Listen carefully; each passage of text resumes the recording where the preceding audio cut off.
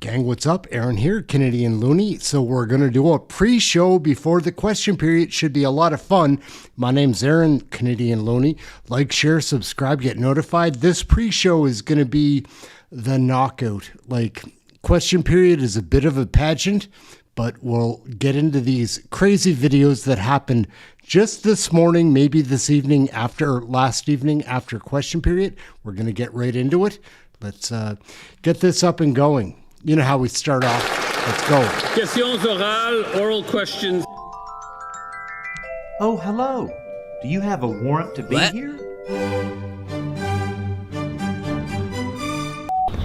Everyone has an opinion about Canadian federal politics. WTF. Here, here. Hey, everyone, quiet down. There's a bulletin on TV. It's time for a change in this country, my friends. A real change. Everyone has an opinion about Canadian federal politics. Proud to be Canadian. I am, you know I am.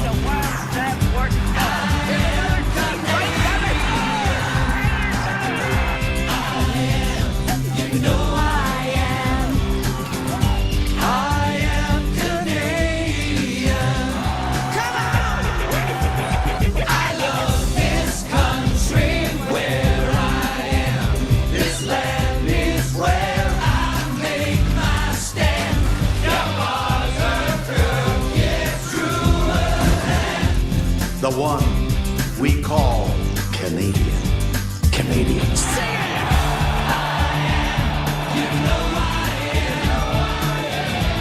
But let me ask you, Mr. Prime Minister, will there always be a Canada? There will always be a Canada. All right, elbows up. Elbows up. Hey gang, what's up? Just Aaron right here, Canadian Looney. We have issues in Canada, right? Unless you're completely head in the sand, be aware of this. Oh, yeah. And now, oral questions. Questions orales. Oral questions, questions orales. Let's see what's happening in the House of Commons right now. Clown circus at the sausage factory. Let's go. Pierre, for being here. Wanted to respond today to Mark Carney's big hyped up speech to Canadian youth. So we brought some people here who do qualify. Come on, let's get somebody in here who's young enough to be youth. Although Pierre is the George Clooney of our caucus, so he's forever young. And we have Sandra Cabina, who's much younger than I am, and she will be sharing some of the stories of the many young people she encounters in her constituency. When we heard about this speech, we watched it with great interest because of how much misery and suffering our young people have endured over the last decade of liberal inflation, crime, and chaos. And so we were looking for Mr. Carney to reverse course on all of these policies. So what did we find out? Well, first of all, we got the normal buffet of broken promises and buzzwords. There was lots of talk about catalyzing this and catalyzing that. There was a new promise about doubling exports to non-U.S. markets, all while he refuses to even support the one single thing that would actually export more of our resources to those markets. He's still not stating his support for an oil pipeline to the Pacific, nor has he gotten any projects underway that would achieve any of these things. So there was the normal repetition of already broken promises with a lot of fancy million-dollar words. But there were two things that were different. One, I give Mr. Carney credit for being honest with young people. He went on at length about how much worse life is for today's youth than it was when he was young. And he's right about that. This is the first generation in Canadian history that cannot afford home ownership. This has never happened before. It happened after 10 years of Liberal government, doubled housing costs, giving us the worst housing inflation in the G7, causing housing to rise about 50% higher than it is south of the border. So it is true that now is the worst time, probably in the post-war period. You will not find another period in our history when it has been worse to be a young person. I credit him for that. But instead of saying, given that things are so bad, we Liberals are going to reverse course on all of the policies of inflation, of blocking home building, of standing in the way of resource projects. Instead of that, he asked young people to make more sacrifices. This was the sacrifice speech to Canadian youth. And he said it's going to take lots of time to reverse all the damage. Mr. Carney, our youth have sacrificed enough. All they have done for the last 10 years is sacrifice. They are living in their parents' basement well into their 30s. Their rent has roughly doubled, and in fact, the most recent inflation data says that it's up another 4%. The purchasing power of their paychecks are down. More of their money goes to taxes than into food, clothing, and shelter combined. They are no longer safe on their streets after Liberal bail has unleashed crime and chaos everywhere. And I would be remiss if I did not take a moment to acknowledge one young person who tragically lost her life to Liberal bail just this week. Savannah Kula, 29-year-old mother of four, murdered by an offender out on Liberal bail. Another example of the chaos this government is unleashing in our communities. But instead of acknowledging all of those sacrifices and promising to reverse them, Mr. Carney doubles down on all the policies that caused them. The inflationary deficits that were left behind by the previous Liberal government, he's doubled them. He's increased spending on bureaucracy and consultants, all of which is driving inflation up even higher than it was before he took office. In fact, food price inflation is almost double the Bank of Canada's target, which means our young people are now forced to downgrade their diets and line up at food banks. We see paychecks are now under attack. While the first 10 years of Liberal government deprived our youth of home ownership, now it's depriving them of jobs. Youth employment numbers are now the worst in a generation as the government blocks jobs with high taxes and anti-development laws and allows multinational corporations to give those jobs away to the temporary foreign worker program, meaning countless young people are not able to even find a paycheck, let alone a place to live. My message to Canadian youth is this: you have sacrificed enough under this Liberal government. You don't have to live like this. We can turn the hurt of the last decade into the hope of the future, and we have a plan to do it. That plan will unlock free enterprise so that you get ahead through your hard work and entrepreneurship, not through political connections. By lowering income taxes, you'll keep more of your hard-earned paycheck. By getting rid of inflationary deficit spending, those dollars you earn, they will once again go further and preserve their value.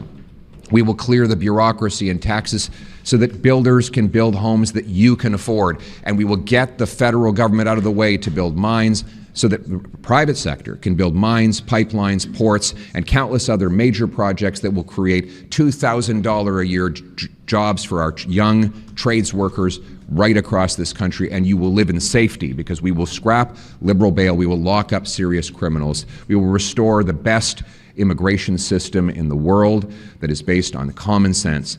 That is how we will restore the promise to which you are entitled, which your ancestors all enjoyed. You deserve it. Your suffering today is not your fault. It was imposed on you by your Liberal government. But we can change these things, we can build the brighter future, and that is the hopeful message that I hope that you will join us in delivering and bringing to bear. Thank you. Okay. Go ahead. You know, when I was a teenager, and if I wanted to find a job, all you had to do was show up with a good attitude, put in a job application, said your please and thank you, and by the end of the weekend, you were able to find a job. But I was just speaking to a teenager from my riding over the summer, and he told me that he was looking for a job all summer long. His entire summer was spent looking for a job. So searching for a job was his full-time job, and he was still left empty-handed by the end of the summer. Mark Carney has never sacrificed or struggled the same way that young people have today.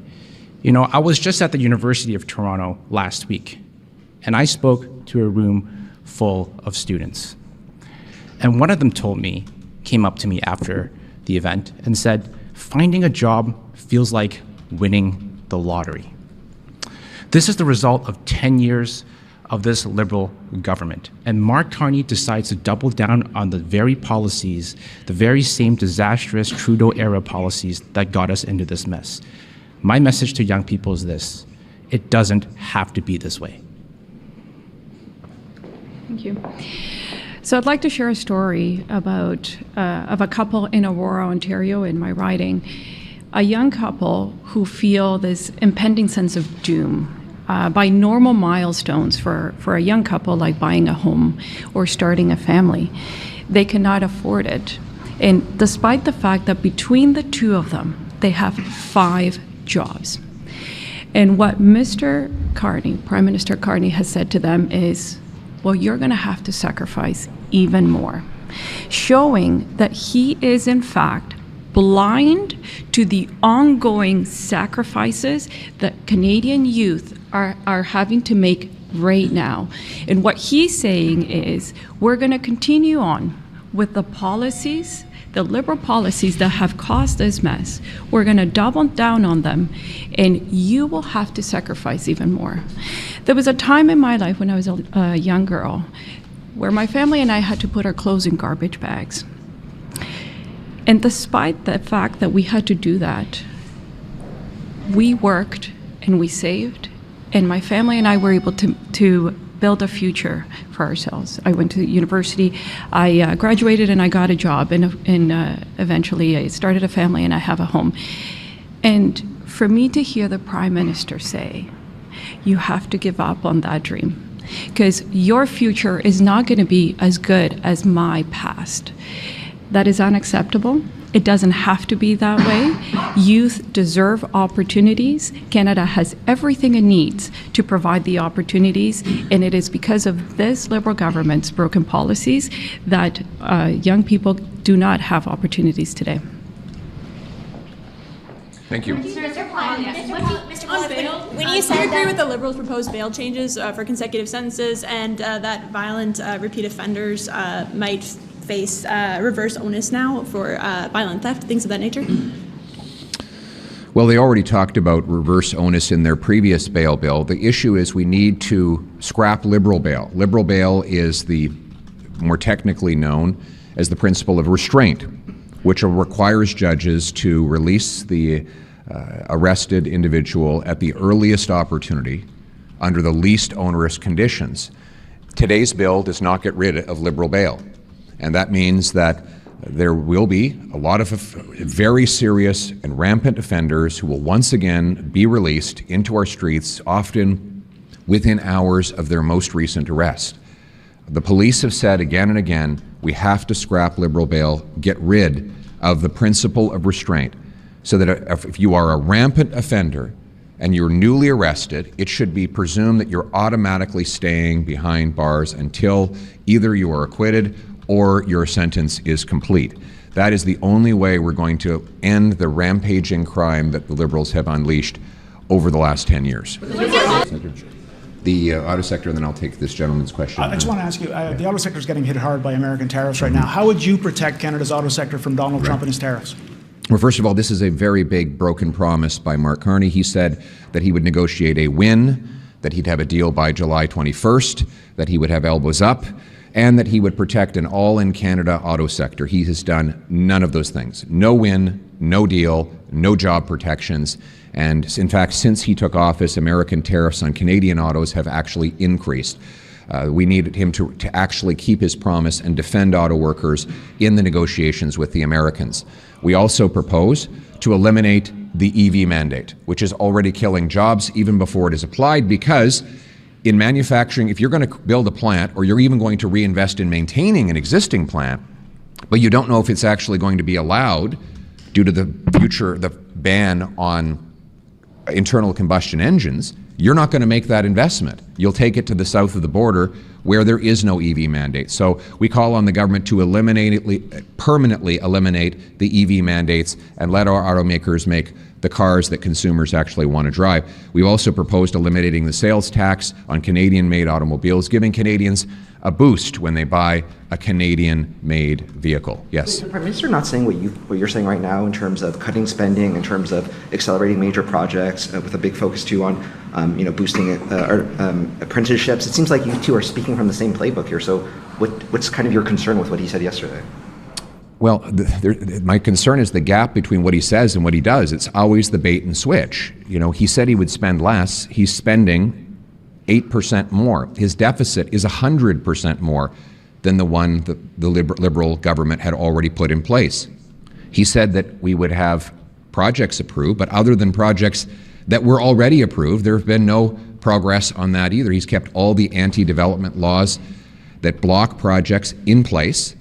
And while he promised that he'd have the fastest growing economy in the G7, we have the fastest shrinking economy in the G7.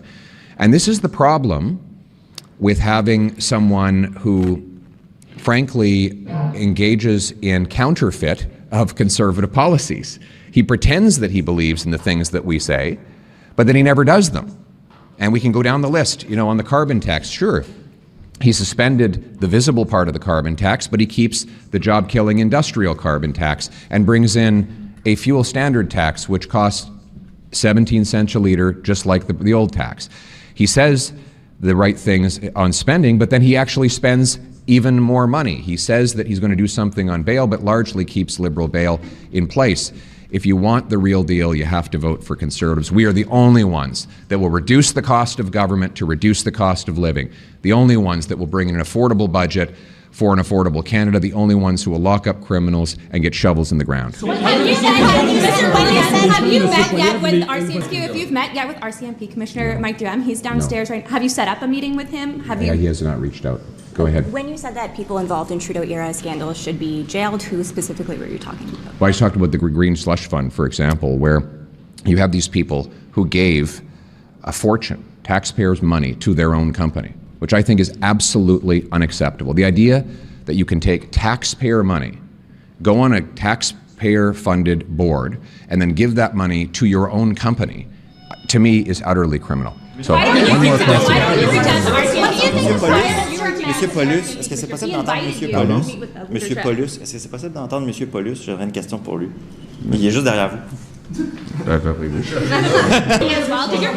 night, when the Prime Minister said that he wants to double non-U.S. exports over the next 10 years to the tune, I think he said $300 billion. Is that realistic in your view?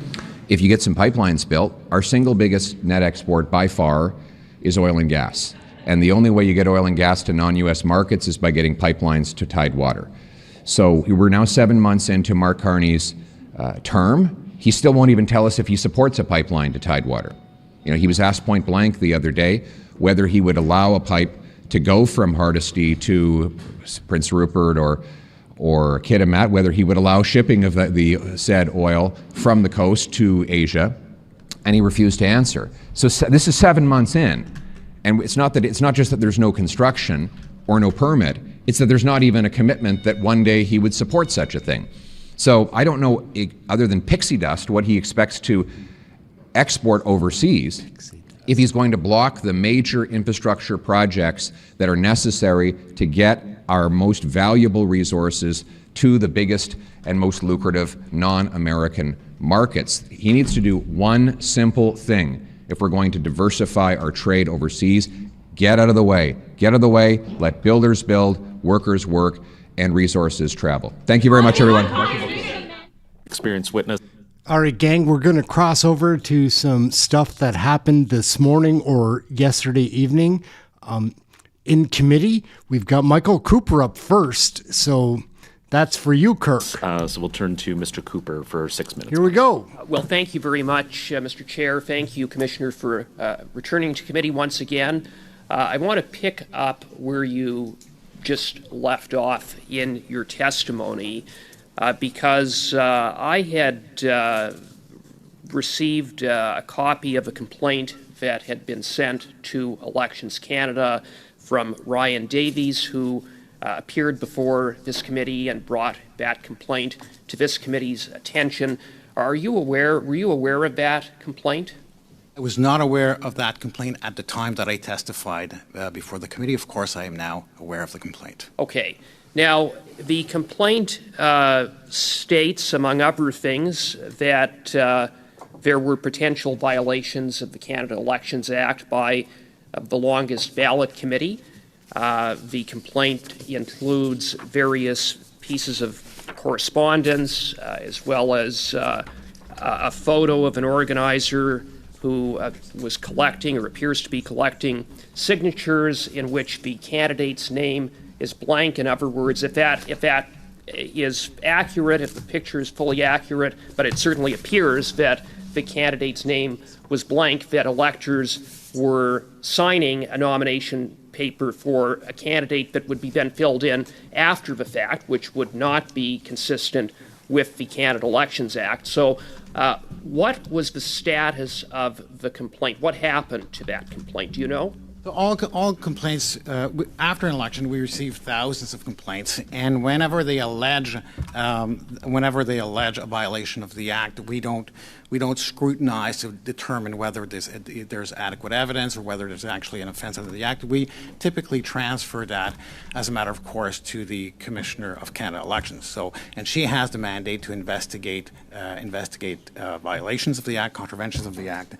And in the case, and I appreciate that, in the case of Mr. Davies' complaint, was that forwarded to the Commissioner of Elections? So that's an interesting question. She is seized of the information in the complaint. The complaint itself, as I learned after the testimony, and I asked to search for that complaint, the complaint itself was caught in our security filters because of possible contamination of the links.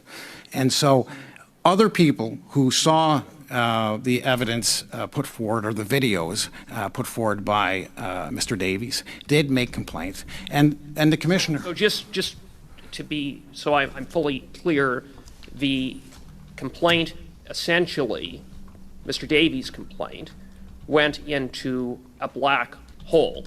Insofar as it was sent to your office, to Elections Canada, and because of whatever issue, it sort of went into a black hole, is effectively what it sounds like to me happened. I would not, Mr. Chair, describe it in that manner. Well, I guess with the greatest respect, and I understand these things sometimes happen, but there was a complaint. It sounds to me like no one looked at it. Is that accurate, or did someone look at it? So when did anyone at Elections Canada first look at it? So the complaint was received, and other complaints preferencing the videos made public by Mr. Davies were received. The commissioner was seized of that information and the allegations, but if you're asking, the physical complaint itself was not transferred, but she is seized of the matter. So by being seized of the matter, what do you mean by being seized of the matter? She understands the allegations. When did she first understand the allegations that were set out in the complaint? Was it after Mr. Davies appeared before committee? No, first of all, Mr. Chair, I cannot speak for the commissioner. What I can say is her office was seized of the issue at the time that, in short time after. We're talking about July, if I'm not mistaken, after the election. And as a matter of course, these issues are forwarded to the commissioner's office. She receives, just to be clear, from the public and Elections Canada, around 18,000 complaints. 2,000 of which are close to were forwarded by Elections Canada. And as part of that, and there was no significant delay, her office was seized of the information that Mr. Can you undertake to provide the committee with the chronology of what happened with that complaint, when it was identified, and when it was transferred, or when the commissioner became seized of that complaint? Because it sounds to me like something went wrong with the complaint in terms of what happened on the part of Elections Canada. You would agree? I mean, I certainly agree that something unusual happened with the complaint, in the sense that there are security parameters around our systems, and if there is concern around the links or documents, they are quarantined. But in this case, the information was also pointed to by other complainants, and they were transferred. And I can commit to share with the committee the time in which these were transferred to the commissioner. I can't speak beyond that. What happens in the commissioner's office, of course, is not for me to speak to. Thank you so much. I might have exaggerated. You had 10 seconds, but I'm sorry. I said 5 seconds, but I I will try to give it back in subsequent rounds. Madame Dancho, the floor will be yours for 6 minutes. Okay, this is Raquel Dancho. She's from Manitoba, the only province I've not been to. Anyhow, Raquel Dancho is very sharp. Let's take a look and a listen. Thank you, Mr. Chair, and thank you to both Committee. of the witnesses for being here. It's excellent to have both of your informed expertise at this important study. And I think you were saying actually a lot of the similar things, which is really important in crafting the recommendations that we will make to government. And I think we all share the concerns of the challenges that we've seen in our armed forces in procurement and many others in the last decade. And I know as a patriotic Canadian, hearing our allies call us freeloaders and the allied defense is very hard to hear, and I think we all agree we need to change that internationally. And certainly at home, I'm very happy to see that Canadians are putting sovereignty as a top issue for them, probably since the first time since the Cold War era. So this is good news on that front, that Canadians are putting that forward as a main issue. So I did want to ask you about, you both mentioned the importance of sovereign capabilities, and we've had some challenges in this area over the last number of years. So I'll first focus on aerospace, and then we'll go generally.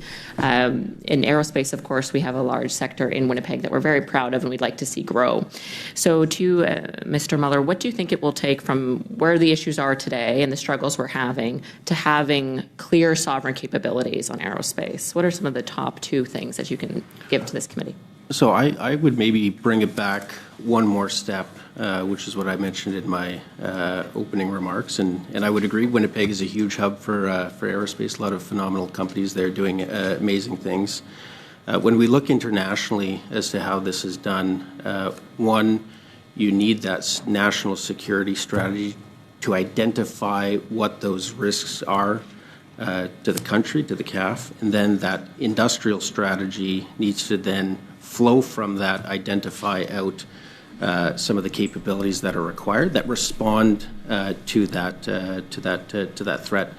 One of the pieces that we've been talking to government about for a while is a full index of the capabilities and capacities we do have here in the country. And you need that full understanding of what we have. We have a high-level understanding, but there's so much amazing capacity in this country that I don't think the government even fully recognizes. But if you take a look at aerospace, I mean, I can go through the list. We're leaders in simulation, engines, maintenance, overhaul, production. We're one of the very few countries in the world that can design, build, certify, maintain an aircraft from nose to tail, and it's something we need to preserve throughout that industrial strategy. And I appreciate how you said that we do really have so much to be proud of in aerospace and generally in the defense space, but it seems like we get gummed up a little bit in procurement and the lack of strategy, which you both outlined. So to you, Ms. Cianfarani, I hope that I said that. Okay, good. Just sort of more generally as an overview, do you see the same issues that aerospace is experiencing as sort of a bottleneck issue, and how does procurement problems that we've seen for a while in government play into that, and how do we solve it? And in 2 minutes, if you could. I'll do my best. I think first and foremost, we actually have a lot of really good sovereign capability already residing within Canada, and that's kind of like one of the fundamental problems, which is we think that we don't have as much as we really do. I would draw your attention to the fact that we study this sector every couple of years. There is a very, very detailed Statistics Canada in Department of Industry or ISED study that goes very detailed into the capabilities that we have in the country, right down to micro data, which may or may not be available to you, but is certainly available to the departments. It is foundational that we procure, since procurement is the biggest lever, that we mindfully decide to procure sovereign capability through our procurement process. I would argue that one of the challenges we have is that our procurement process wants to, by nature, compete many things. We don't often use tools that we have available to us, which are called, generally speaking, national security exceptions or not in the public interest, where you can very expeditiously procure a sovereign capability should you want to. So those would be a couple of things, which is we need to inform ourselves on what's already within the country, and data exists on that. And then secondly, we need to prepare ourselves to procure these things without eroding the base that we already have. So it sounds like you're both in agreement that we have so much expertise, so much to be proud of. Of course, on the other side, we have incredible armed forces members. So we have everything we need. It just sounds like we don't have this strategy where we're all rowing in the same direction. The government may not even fully recognize the capabilities that we have already. Is that, to summarize, is that sort of what you're both saying? We need to recognize what we have and use it strategically. Is that to put it simply? And the only thing I would go also is define out what the threat is and draw the linkages between the threat and the capabilities that is required here in the country. And I think we've got to be realistic. We're not going to do everything. We're a country of 40 million people, but we can sure do a lot, and we have the capabilities and capacities here, and we need to double down and continue to grow that. Basically lean into what we're already doing really well, which is a lot of things from what you're both saying. It's just not sort of organized in a way that we could be doing it. I hope I'm saying that. Okay, yeah. We're not doing that we need to do, and we need to have those discussions. And you would agree? Yes. Yes. And that's, I think, all the time I have, actually. Thank you. We'll turn to our questioning now, starting with... Okay, Rachel Thomas is up first. She and Lisa Hefner here don't get along. Let's see how this goes. Rachel Thomas is one of my personal favorites. Mrs. Thomas for 6 minutes. Perfect, thank you. My first question goes to the representatives from Facebook. And my question is this. I'm curious if you can actually expand on this quote, Mr. Chan, that you just stated. You said AI increases transparency. How is that exactly? I don't have to press anything. Thank you for the question, ma'am. I was referring to more open source AI increases transparency. And so the way we have gone about ensuring that we democratize this technology is in fact to make our models freely available to anybody. And what that allows is actually for anybody, whether it be a large government agency or a business or a not-for-profit, to download a version of the model. They can run tests on it locally. They can poke and prod it. We publish the model weights. And so people have a better understanding of the nature of the model. And then, of course, they can take it and fine-tune it to customize it for their particular needs. Okay. Talk to me a little bit about the specifics of how AI is currently being used by artists or creators within Meta platforms in order to support their efforts and reach further audiences. Sure, I'm happy to take that one. We and I just spent some time with a roundtable of creators and artists who are using AI. And you may have seen as well, ma'am, the New York Times had a recent article about how artists are using this. There are certainly, if we think about technology as an enabling tool for creativity and for creators, there certainly has been a boom of new use cases, new ways of having creative outlets to bring to life new kinds of ideas, new kinds of sources of expression. So sorry, Mr. Chan, just in the interest of time, I just need you to get to specifics. How are creators specifically using AI to advance themselves within Meta platforms? Within Meta platforms? Well, I mean, there's two ways. And one, as I mentioned earlier, ma'am, they are using our platforms to grow their audience, discover new fans, new communities. That is sort of something that's inbuilt into the nature of the platform. But second of all, I think there are actually a lot of artists who are using open source and closed source models to integrate them into their art. And so there are actually lots of installations across the world where artists who are at the leading edge of their work are using data visualization tools powered by open source models like Llama to showcase new and creative ways of expressing themselves. Okay. One of the interesting things that is taking place within Meta platforms, or specifically on Instagram, is just using AI for age verification. Talk to me a little bit about how that's being done. Yeah, I'm happy to take that one. So we build AI systems that help us identify underage users on our platforms. What they're doing is reading signals from users, whether it's the content they're interacting with, whether it's their friend networks, We look at things like birthday posts, of course, with identifying information removed. So we look at a variety of signals. The systems look at a variety of signals to determine whether someone is underage or not. And then if we think a user is underage, under 18, we proactively place them in a much more restricted experience that we have built for youth. And we require that they prove to us that they are over 18 before we let them out of that. So our AI systems are actually helping us determine whether users are in the right experience for their age or not. Okay. And what if they are over 18 and they need to prove that? How do they go about doing that? Yeah, we have a variety of methods. So we work with a company called Yoti in the UK, which does facial recognition technology to predict someone's age. They can also submit a piece of ID to us that proves that they're over 18. But we really want to make sure that people are in the right experience for their age. And so we go through a pretty rigorous process to identify them if we think they're underage. Okay. What are the implications that has in terms of privacy and a person's autonomy? Yeah, obviously this is done in a privacy protective way. So we use suppliers like Yoti who do not store information that they take from users. That information is destroyed immediately, is my understanding. We also don't want to be collecting personal ID from our users, which is why we have proposed what we call App Store legislation.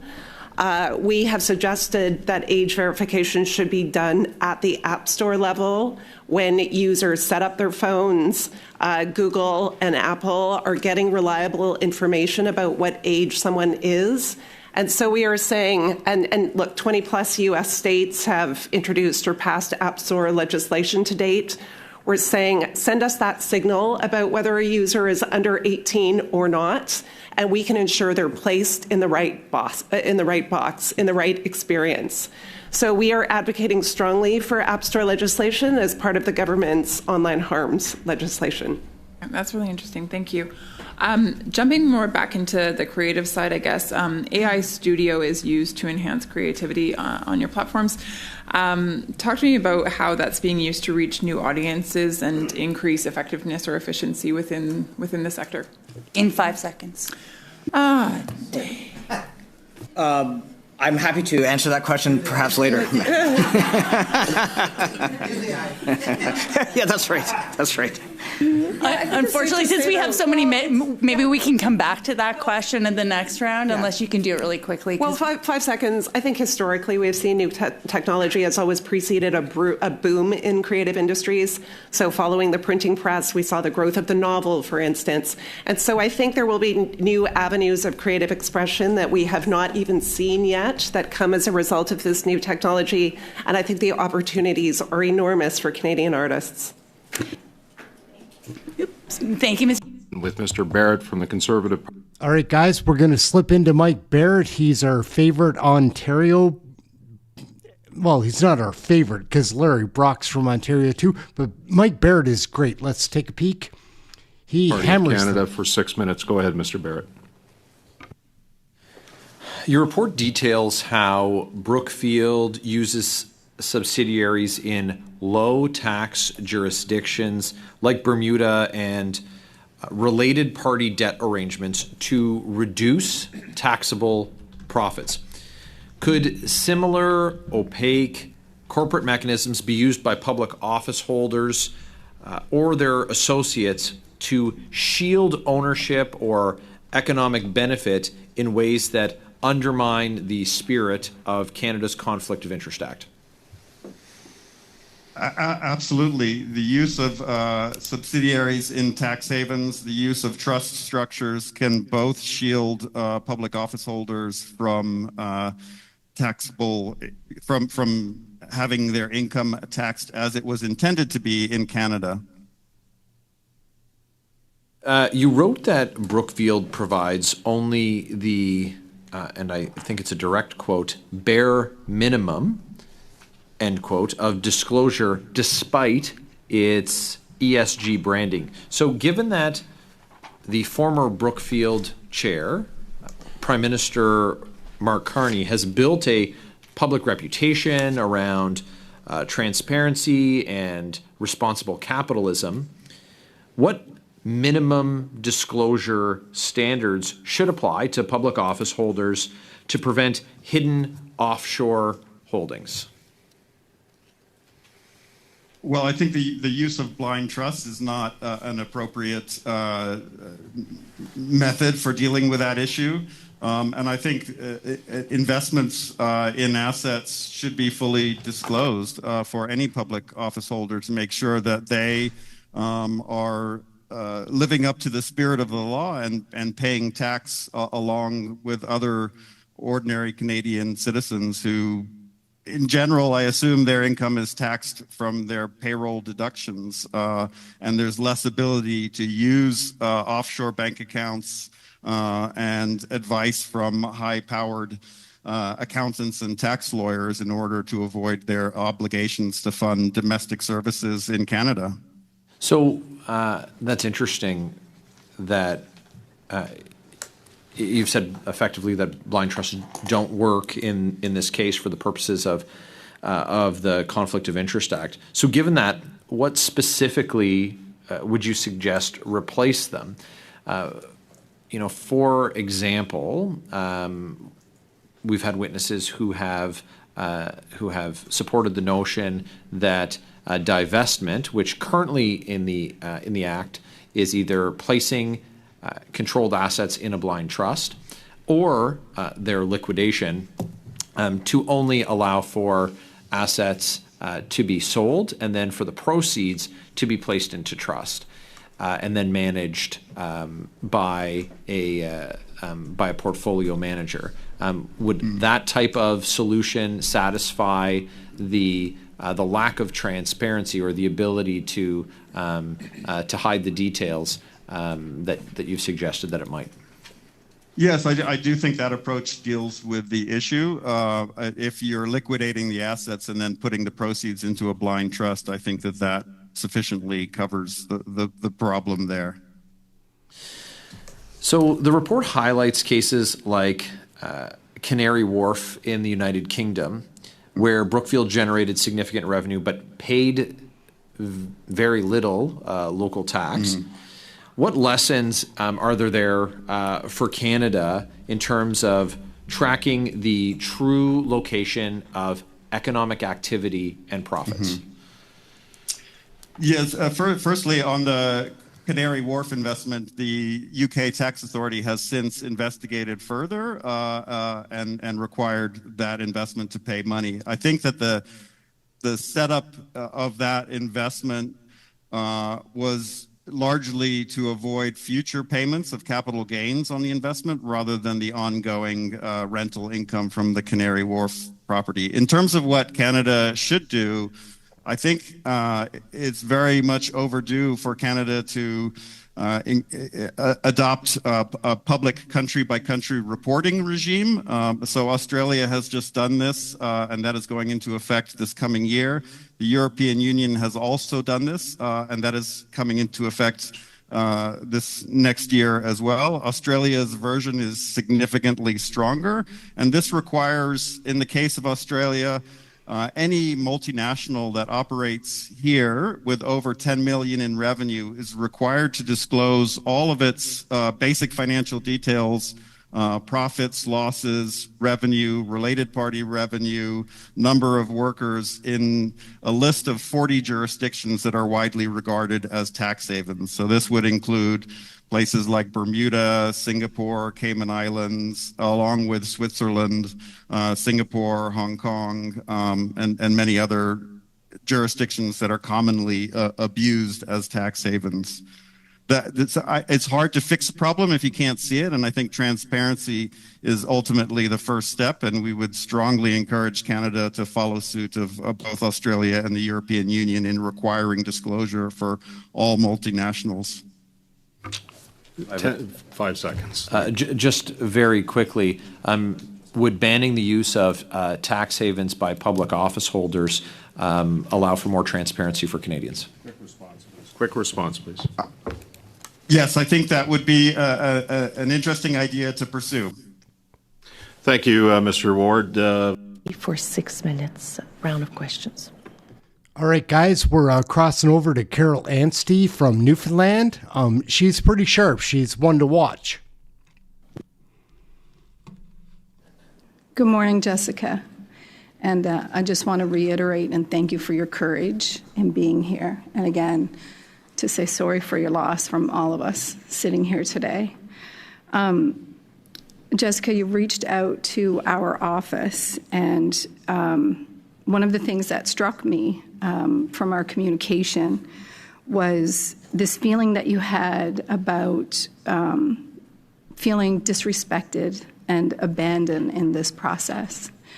And veterans often feel that way in this journey. And I just think it's important that maybe you just expand on that a little bit for the benefit of the work that this committee is doing right now around these supports, if you can. Sure. So days after my husband passed away, I was in contact with Veteran Affairs to say, okay, what next? Like, this is what's happened. Where do we go from here? And my biggest concern was counseling, continued counseling for myself and my children. I was at that point, I was advised that we no longer were eligible for this benefit to be covered under VAC, because we only receive counseling if it benefits the veteran, and that we do not receive counseling in our own right. I could not believe what I was hearing, because at this time of immense grief, when I can hardly put a sentence together, I was now thinking, okay, so what do I need to do now to continue this counseling with our counselor?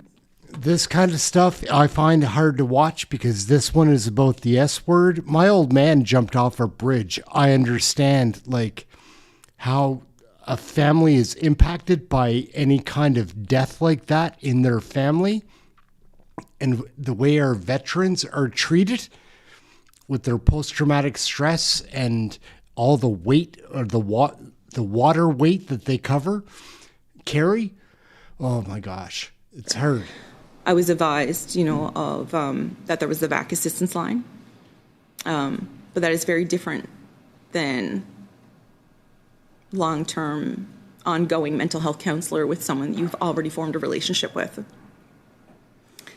I had to start thinking about, okay, so now I have to apply for either my children to be under my work benefits, or we have to apply under, if we can reapply under Lee's benefits. And though that does not seem a lot to some people, when you're in immense grief and you have to think about these things, along with everything else that needs to be done, it's a mountain. It's tremendous. And I just felt like after everything he had done for his country, that we as a family, they say the member serves, the family serves. I don't feel like they thought we were serving.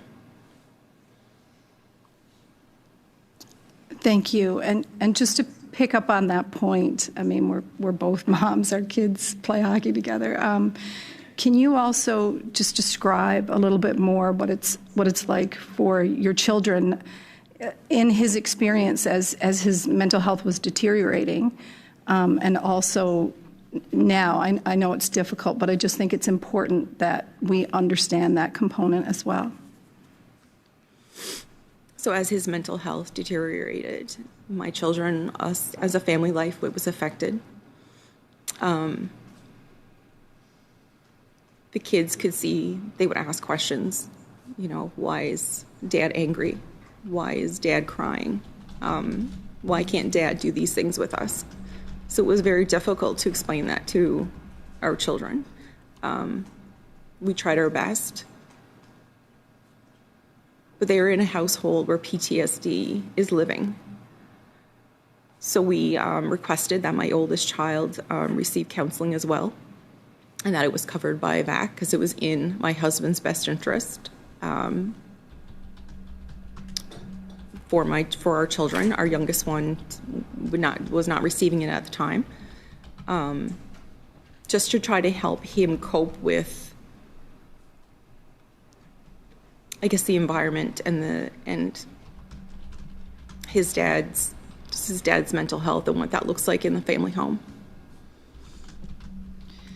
Thank you, and I want to give you an opportunity because, when we walk with people through grief, oftentimes when they see something positive come from something that's extremely painful, I think that helps in the grieving process. And so I just want to ask you, what would you like to see happen differently from all of this that can make a difference in the lives of other people that are potentially in the same situation as you?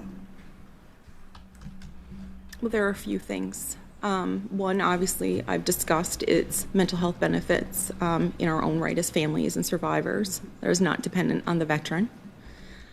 Some veterans do not either want to engage in treatment, are sick and do not feel that they can, or there's divorce. And in my case, there's death.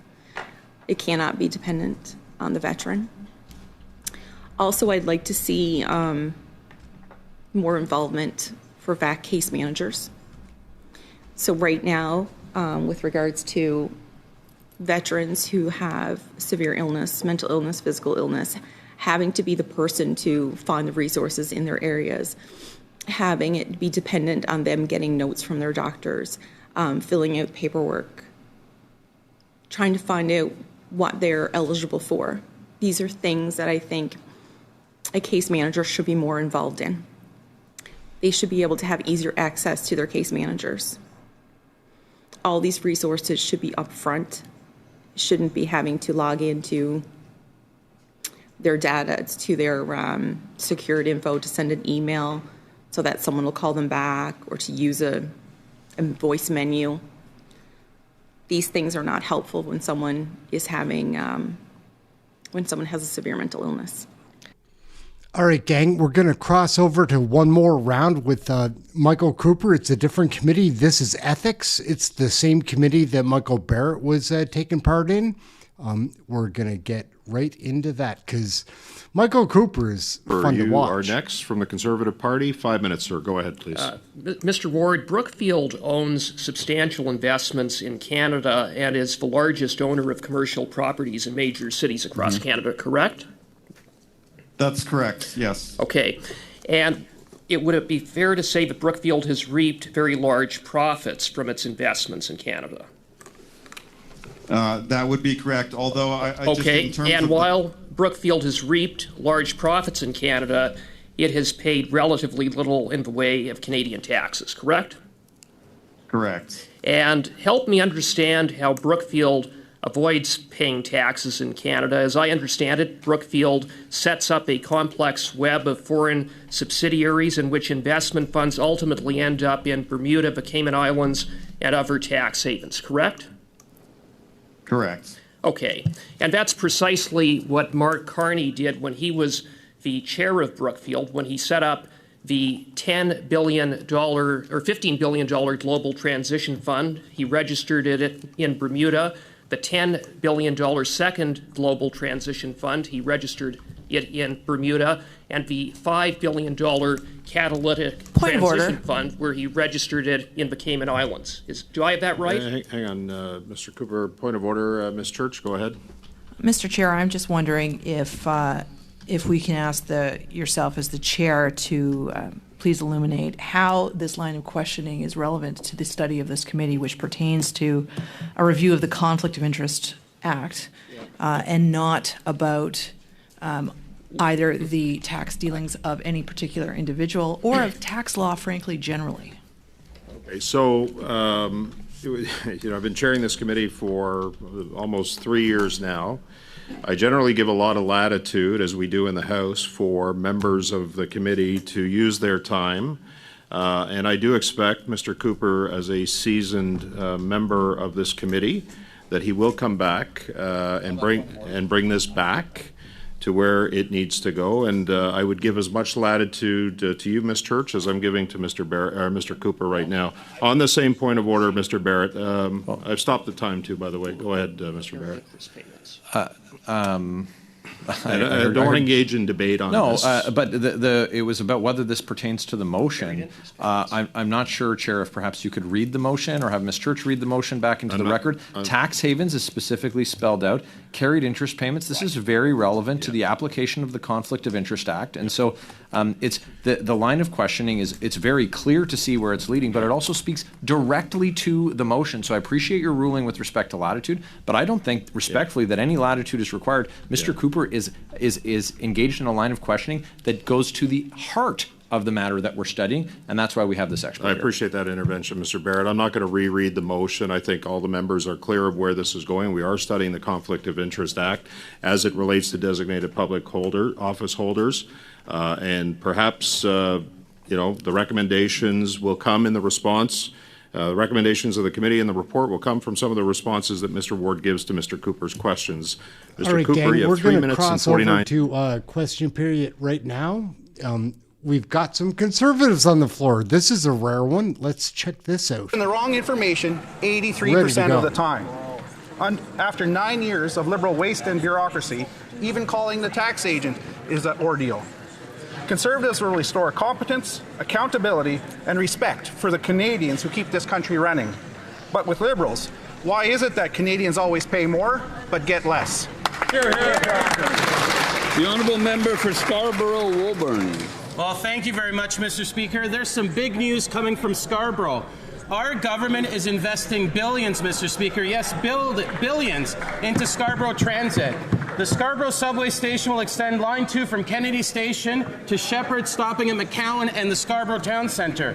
This will cut travel times and connect residents to jobs, schools, and services. Speaker, this is one of the largest transit investments in the history of my city, and it will be up to $2 billion being invested into the Scarborough extension. This means more jobs, more economic growth, while reducing congestion and emissions with cleaner, more efficient transit systems. This is about investing in our community, investing in our city, and investing in our future. Thank you, Speaker. The honourable member for Terranova, the Peninsula. Mr. Speaker, this Prime Minister told a room full of students that they're going to have to make sacrifices. This is the kind of silver spoon attitude that young people are sick of. The only reason this country is in this mess is because this Liberal government shut down our industries and spent more than they could afford. They robbed us. They spent all their money, then borrowed billions of dollars expecting my generation to pay for it. The Liberals' overspending has driven inflation to the point that we can't afford the same quality of life our parents had. We can't afford a home, we can't afford education, and we can't even afford groceries, which are up 4%. There was a CBC article in Newfoundland this morning where a MUN student said that he used to pay $400 for groceries and now have to pay $700 for groceries per month. Young people are saying they have to sacrifice having children because of this Liberal government's overspending. Why does my generation have to make sacrifices that these Liberal governments continue to release deficit budgets with massive overspending, leaving my generation with a bill? L'honorable député de Moncton, Dieppe. Mr. Speaker, in honor of Brain Cancer Awareness Day happening this October 24th, I'd like to pay a special tribute to an incredible family who is near and dear to my heart. The Boyle family was forever changed when Andrew Boyle lost his life 10 years ago battling brain cancer back in... Jeanette Petitpas-Taylor is heavily involved in the WEF. Like, don't let this stupid woman ever fool you. She's trash. 2022. Undeterred by such a devastating loss, his amazing wife Danielle, a friend and a former colleague of mine, and their two beautiful children, Austin and Naomi, have channeled their grief into hope and action by becoming remarkable ambassadors for the Brain Tumor Foundation of Canada. Their team, Boyle's Brainiacs, have knocked countless doors in their communities, sharing their journey with everyone and raising an amazing $6,000 for the cause in the process. Naomi and Austin have each raised $1,000 each and have not only kept the memory of their late father alive, but they also serve as shining examples for youth that deserve recognition in this House. Well done, Naomi and Austin. Your dad would be proud.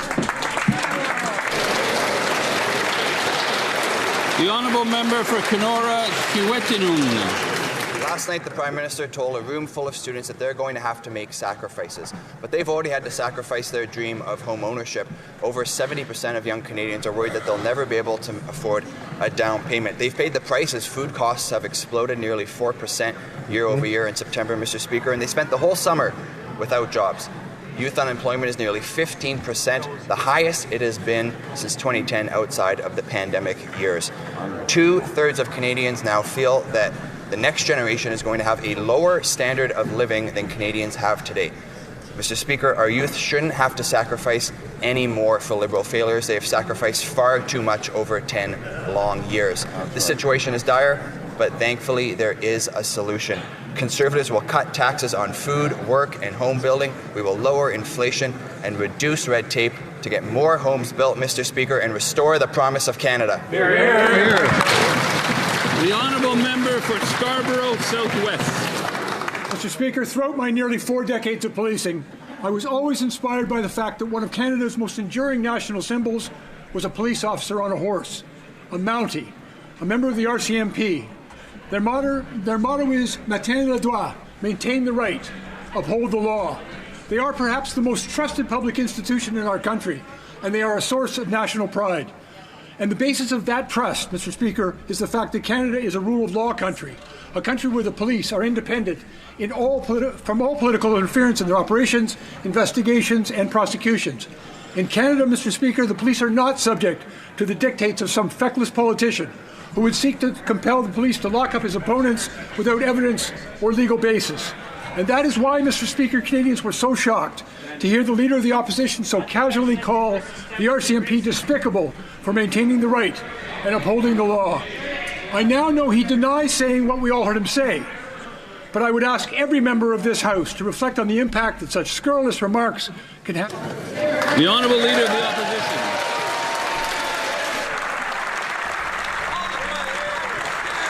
Here we go. We're on. Let's go. Don't open in French. Do English. For the first round.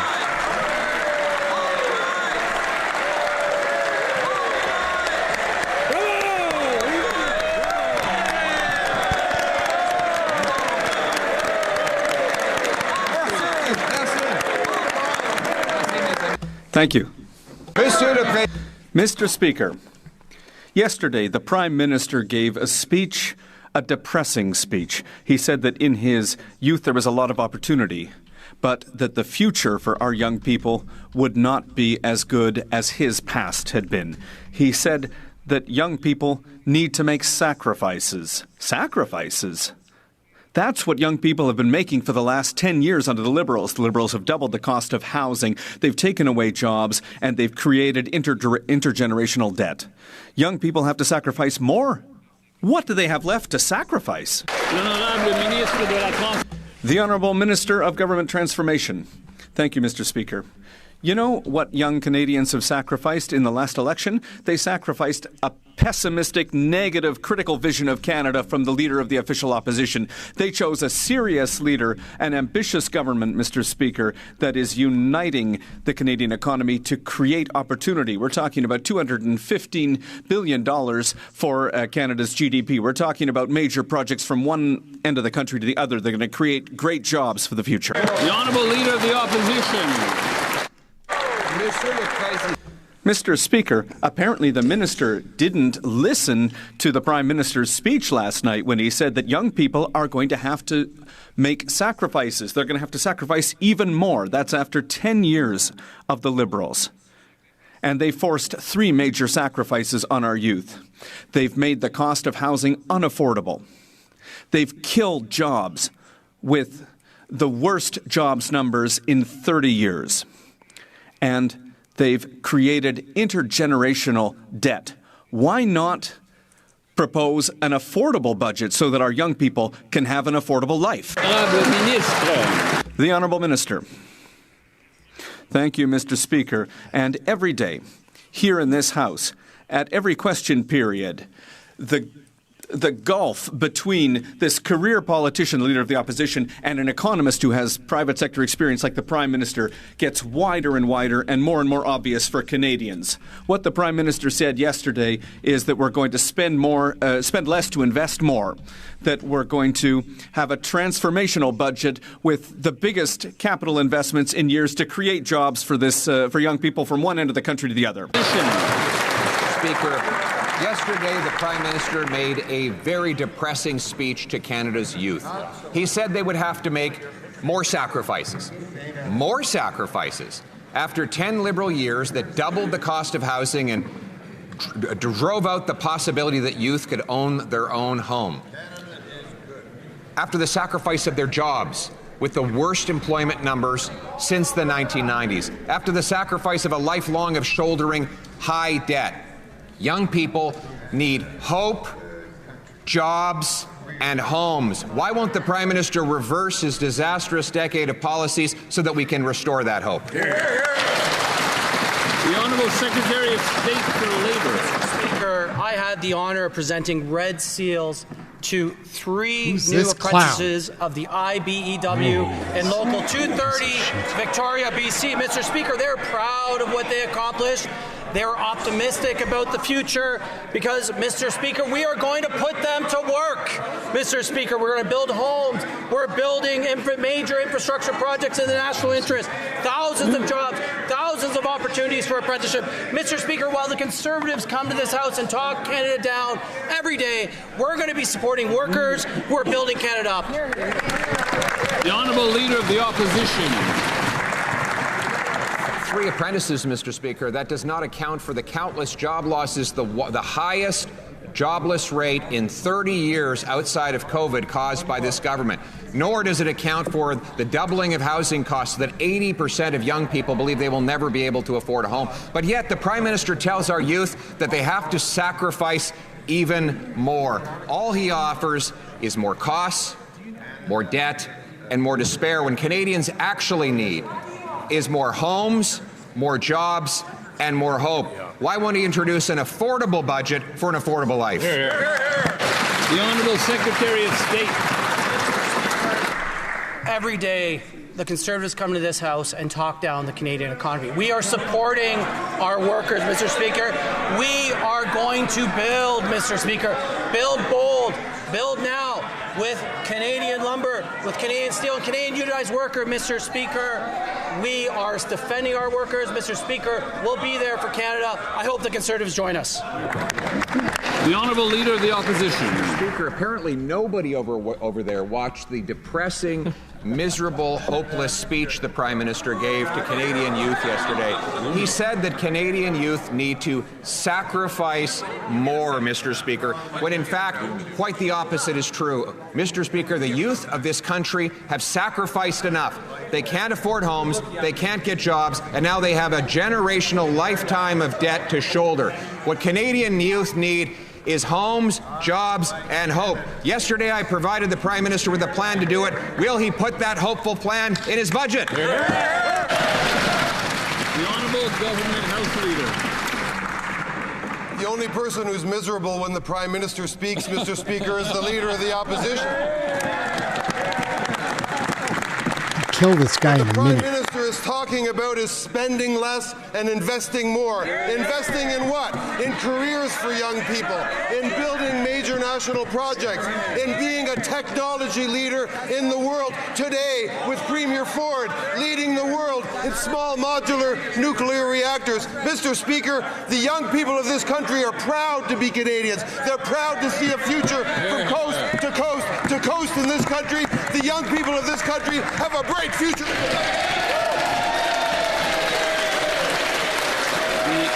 The Honourable Leader of the Opposition. It is too bad that that minister didn't write the Prime Minister's speech yesterday, because it wouldn't have bored and depressed to tears all of those poor students stuck in that room. There he spoke about how they would have to sacrifice more and that it would take time to reverse all of the misery that is built up over the last 10 years. Mr. Speaker, young people want to have homes. They want to have jobs. They want to have hope. They want a budget that is affordable so they can have a life that is affordable. Will the Prime Minister introduce that budget so that Canadians can restore the promise of their country? The Honourable Government House Leader. Mr. Speaker, you can be sure we are going to introduce a budget. The question is whether the Leader of the Opposition is going to support that budget, because here's what that budget's going to do. It's going to give young people all over this country the ability to stand up and say, that's where my future lies, in Canada, in skilled trades, in technology, in the professions, in careers that are going to give me and my family hope, a home, a community, a job, a future, the best country in the world. Let's build Canada. The Honourable Member for Saint-Jean. Mr. Speaker, with the budget coming up soon, the government has accused the opposition parties of playing political games, but they're going to have to explain how demanding funding for healthcare is playing political games. How is supporting seniors in the face of the cost of living crisis a political game? How is dealing with the housing crisis, access to home ownership, and infrastructure a political game? Our demands are directly connected to the needs of Quebecers. They're public, and they have not changed. If the government ignores those demands, well then, at the end of the day, who is playing political games? The Honourable Minister of Culture and Canadian Identity. Mr. Speaker, the leader of the Bloc Québécois seems to be changing ideas like he changed his shirts after the elections. He said, we're ready to work with the government. We want to give them some time so that we can help Canadians and Quebecers. But now what are they saying? Before even having read the budget, Mr. Speaker, they're saying, well, listen, we've got our answer for the budget. And it's clear what they're doing. I think everyone would like to know what the Bloc Québécois' position is. Are they going to read the budget before they decide to vote for or against? The Honourable Member for Saint-Jean. Mr. Speaker, I'll tell you what looks like political games. It's when the Prime Minister doesn't want to work with others. It's when the Prime Minister meets with party leaders to discuss their expectations for the budget, but he already has a speech written for that evening where he ignores everything that the opposition leaders have suggested. Not a word about healthcare or seniors. No commitments to transfer funds unconditionally to Quebec for infrastructure or for social and community housing.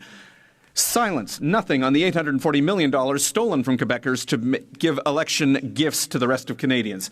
Why is the Prime Minister playing political games? He's playing them instead of meeting the needs of Quebecers. The Honourable Minister. Mr. Speaker, the House Leader met with the Bloc Leader to talk about the budget. The Minister of Finance met with the Bloc Leader to talk about the budget. The Prime Minister met with the Bloc Leader to talk about the budget. I met with the leader of the Bloc Québécois to talk about the budget. But before the budget's even been made public, the Bloc Québécois said, oh, listen, we're not interested. We're not going to vote in favour.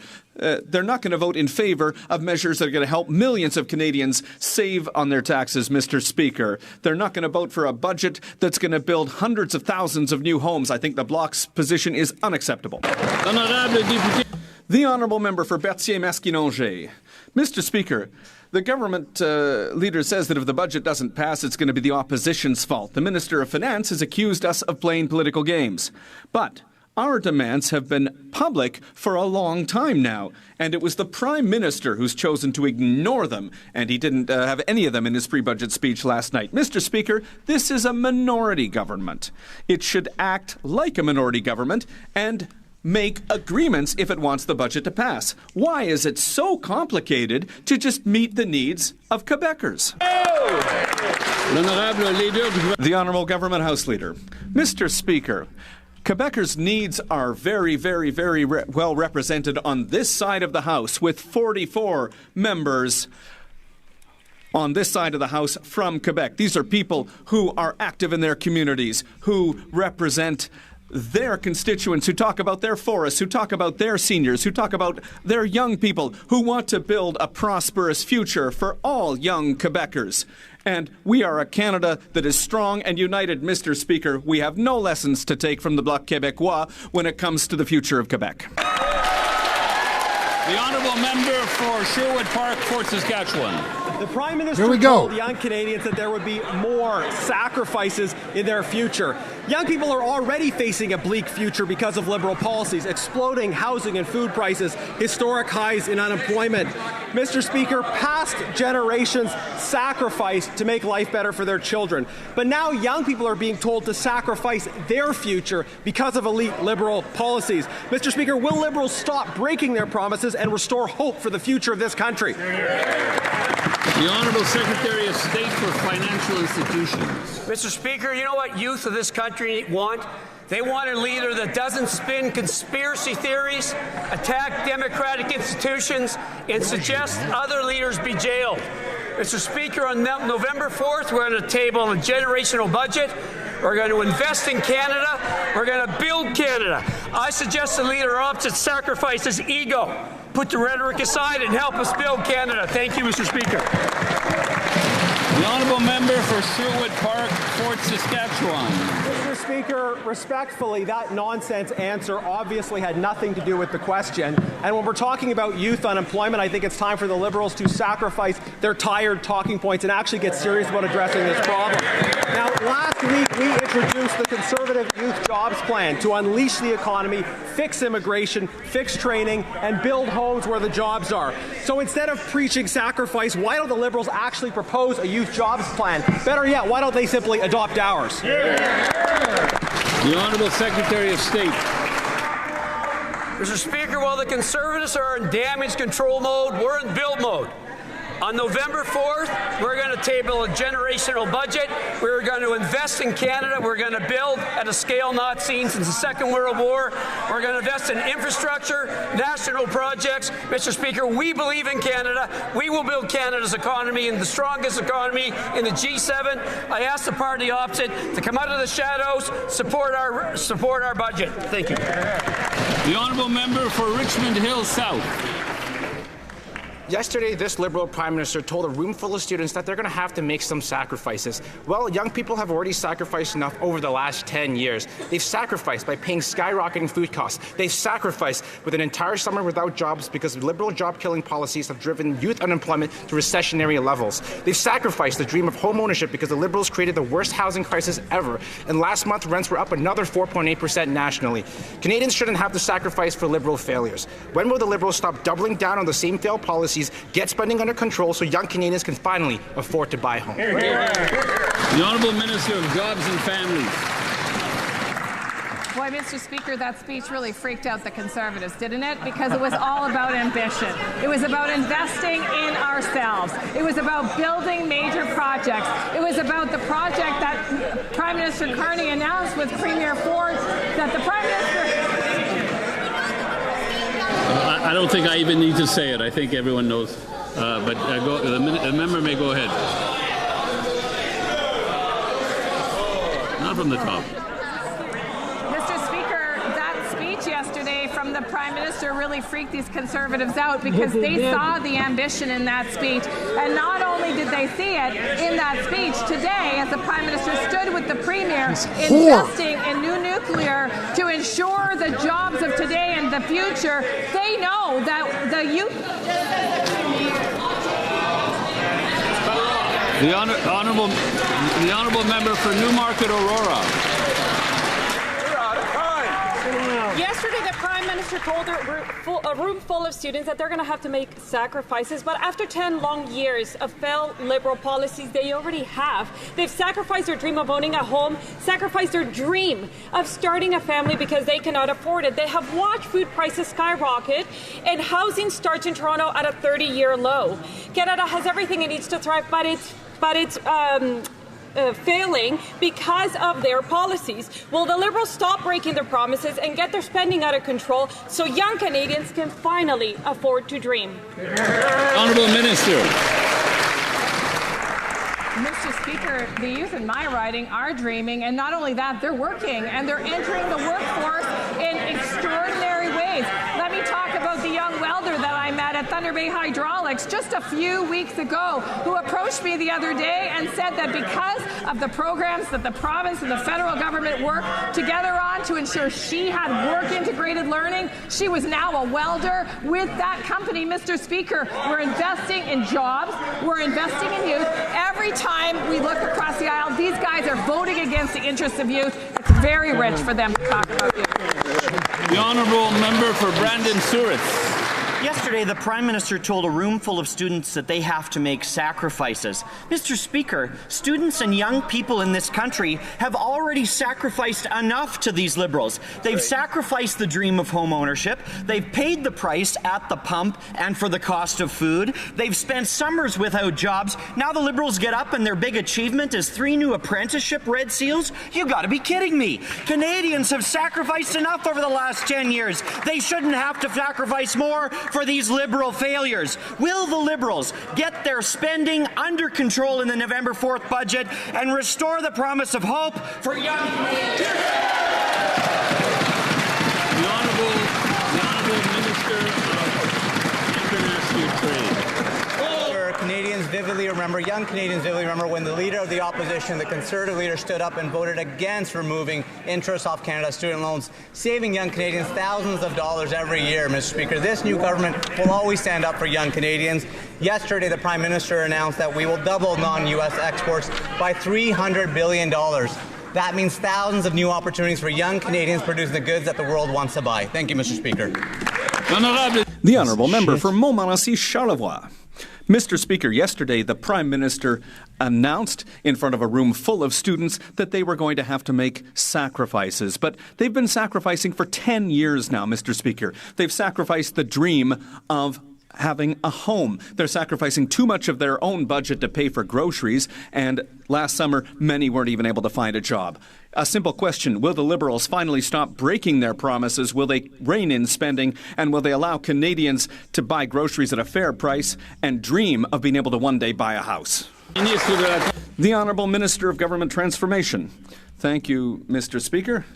While the Leader of the Opposition is on YouTube and spreading conspiracy theories, attacking the RCMP, and saying that his adversary should be in prison, I choose without hesitation a Prime Minister who is explaining to Canadians how we're building the strongest economy in the G7 by building projects from coast to coast to coast, by making life more affordable, for example, by cutting taxes for 22 million Canadians, by making housing more affordable. That's what we're doing on this side of the House. That's the difference between an opposition party that has a small vision for the country and an ambitious, serious government on this side. The Honourable Member from Montmorency-Charlevoix. We don't have a small vision for the country, Mr. Speaker. We have a fair vision for young people who can't afford homes, who are being hit hard by inflation, who are seeing grocery prices going up. This is having a real impact on their physical and mental health and their hope of one day having a bright future. Yesterday, again, the Prime Minister, in a depressing speech, asked young people to make sacrifices. When is this Liberal government going to stop crushing our young people under the weight of their poor management and allow them to have a better future? The Honourable Minister. Mr. Speaker, the ambition on this side of the House is ambition that is serious. We'll build the strongest economy in the G7. We'll free the power of the Canadian economy. We'll make the economy stronger by lowering taxes for 22 million Canadians, by cutting GST on new homes, by making housing more affordable across the country, by investing in building an unprecedented number of new homes in this country. That's the ambition that we have on this side of the House. That's what we're going to deliver for young Canadians. The Honourable Member for Repentigny. Mr. Speaker, Ottawa's just announced $2 billion to build a nuclear power plant in Ontario.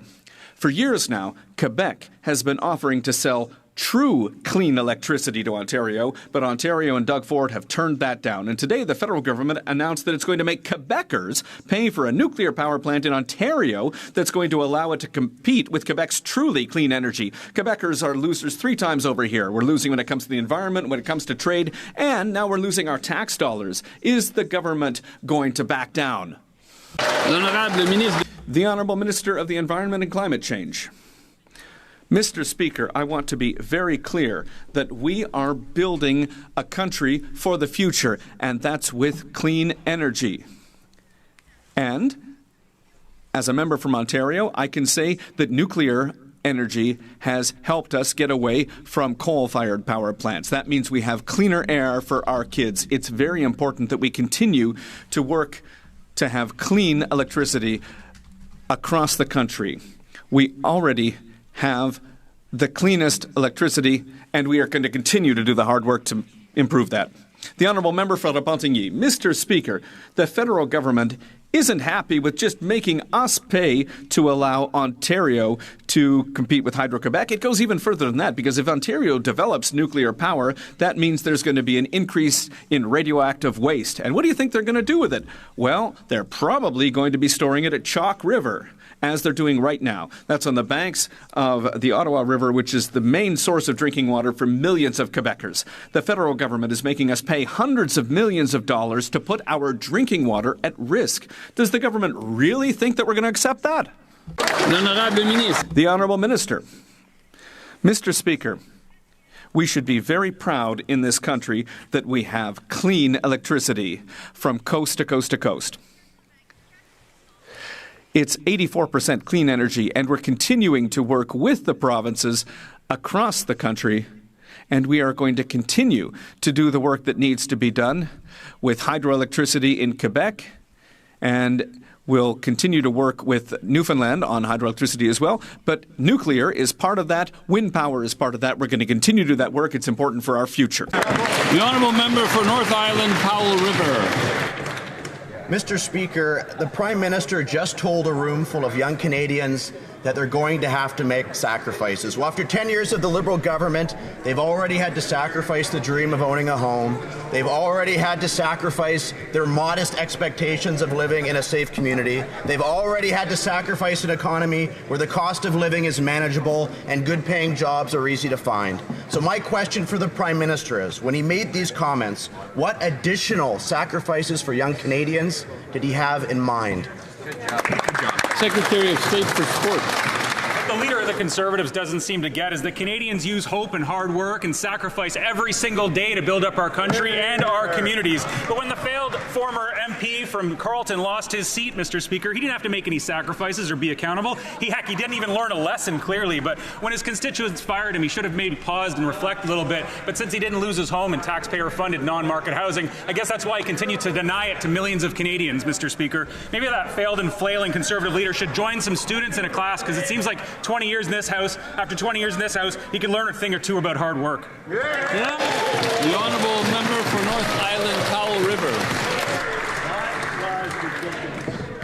I guess, Mr. Speaker, one of the things we also have to sacrifice are answers in question period. After 10 years of Liberal government, we've had a cost of living crisis. We've had an addictions crisis that's left 50,000 Canadians, mainly young Canadians, dead from drug overdoses. And now we have a growing youth jobs crisis, with youth unemployment surging to 14.7%, the highest level in 15 years. If young Canadians could barely afford to put a roof over their head and food on their table when they are working, how are they going to be able to afford it when they're out of a job? Good job. The Honourable Parliamentary Secretary to the Prime Minister. We find it a little bit rich that the Conservative Party is going to stand up and talk about youth when they consistently vote against the measures that this government has introduced that actually matter to young Canadians in this country. They voted against budget measures that actually support young skilled trade workers. They voted against the Canada Child Benefit. They vote against national school food programs. They vote against programs that are ensuring dental programs, Canada Housing Benefit. We have a plan to build up this country. We have a plan to build major national projects. There is a bright and hopeful future for youth in this country, notwithstanding the fact that Conservatives don't want to join us in those measures to make it happen, Mr. Speaker. The Honourable Member for York-Durham. Well, Mr. Speaker, despite all these programs, the Prime Minister still went to students yesterday and gave them a message: you must sacrifice more. Well, the next generation has sacrificed enough. They've sacrificed the dream of home ownership. They've sacrificed the dream of starting a family. He might as well have said, let them eat cake. Well, then the next generation has sacrificed enough after 10 years. Will the Prime Minister reverse course, get his spending under control so that the next generation of young Canadians can afford to feed themselves and own a home? The Honourable Minister of International Trade. Mr. Speaker, our new government is supporting young Canadians with the skills and opportunities they need to build their futures. That's why when the Prime Minister announced on campus just yesterday that we'll double Canada's non-U.S. exports over the next decade, it mattered. We're talking about 2/3 of our economy driven by international trade. It means millions of jobs and more careers in communities across Canada producing the goods that the world wants to buy. Thank you, Mr. Speaker. Member for York Durham. The only thing this government is doubling is the debt that the next generation will have to pay. So-called generational investment, that is just generational debt and generational inequality. In fact, Habitat for Humanity now says 70% of Canadians say owning a home is impossible. And for those that rent, they saw a 5% increase year over year, Mr. Speaker. That is the result of Liberal policies. Will the Prime Minister sacrifice his policies rather than the future of the next generation?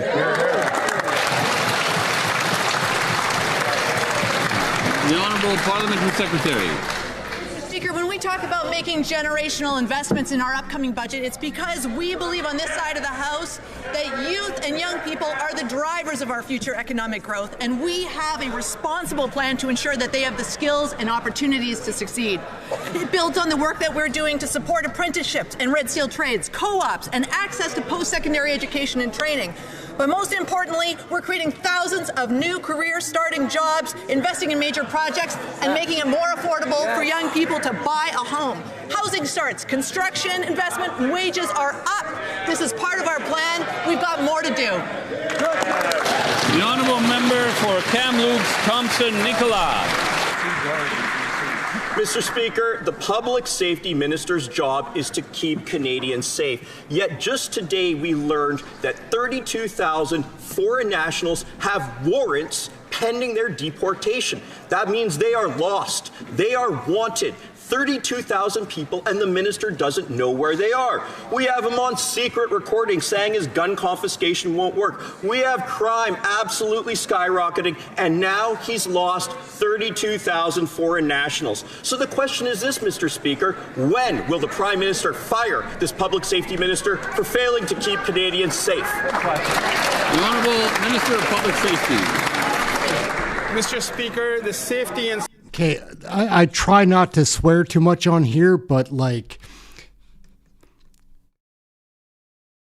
Sangre, this guy is a piece of shit. He is a liar and a fraud, alleged terrorist, and a goofball, and he's gross. Like, it's so frustrating to watch these asshole liberal pricks like this loser that we have as our public safety minister, Gary Anasangre. How many nuts or cocks can you fit in your mouth, you security of Canadians is the first and most primary responsibility of this government. That's what we've taken very important measures in order to ensure the safety and security of Canadians, including having the highest levels of removals in a decade. Over 20,000 people will be removed from Canada for being here improperly, Mr. Speaker. That's what we introduced, bail reform and sentencing reform just this afternoon. That's what we have, Bill C-12 that's going through the House. I encourage the party opposite to support these measures in order to keep Canadians even more safer, Mr. Speaker. The Honourable Member for Spadina Harbourfront. Speaker, this government was elected with a decisive mandate to keep violent repeat offenders off our streets. While the Leader of the Opposition was attacking the brave men and women of the RCMP, calling them despicable, the Minister of Justice was working with provinces, territories, and law enforcement to develop solutions-focused bail and sentencing reforms. Today, the Minister has tabled Bill C-14, the Bail and Sentencing Reform Act. Can the Minister explain how this bill will ensure the safety of our communities and keep dangerous offenders behind bars? The Honourable Minister of Justice. Mr. Speaker, there is not a less credible voice when it comes to criminal justice reform than the Leader of the Opposition. In the past few weeks, he has called the RCMP despicable. He has attacked Crown prosecutors, and he has suggested his political opponents should be jailed. The legislation we tabled today will make it harder to get bail for violent repeat offenders and will strengthen sentence for serious criminals. Mr. Speaker, criminal justice reform demands a conversation that would engage adults in the rooms. The Conservatives have a leadership review coming up. I invite them to choose one. The Honourable Member for Central Newfoundland. some NL residents finding it hard to survive as grocery prices continue to rise. That's the headline from CBC today. They go on to say that the price of food in Newfoundland and Labrador is up 4% since last September. Beef leads the way, up 20%. This Liberal Prime Minister said he would be judged by the prices Canadians pay at the grocery store. Right. So will he get his inflationary deficits under control so that Canadians can afford to put food on the table? That's a good question. The Honourable Minister of Fisheries and Ocean. Thank you, Mr. Speaker. And I want to remind my opposition colleague from Newfoundland and Labrador that Newfoundland and Labrador was the first province in Canada to sign on to the food school program. The Conservative Party was the first party in Canada to not vote for that program. Newfoundlanders and Labradorians value this program. Moms, parents, school educators know what this program means. This is affordability, just as the suite of other programs are affordability, and this member voted against every one of them. The Honourable Member for Central Newfoundland. Mr. Speaker, could you have a more heartless response than from the regional minister from Newfoundland and Labrador, no less, where people are known to have a good heart? That minister knows full well that the school lunch program that they created is garbage. It hasn't fed one child in Canada. Mr. Speaker, she also knows that her hidden taxes from the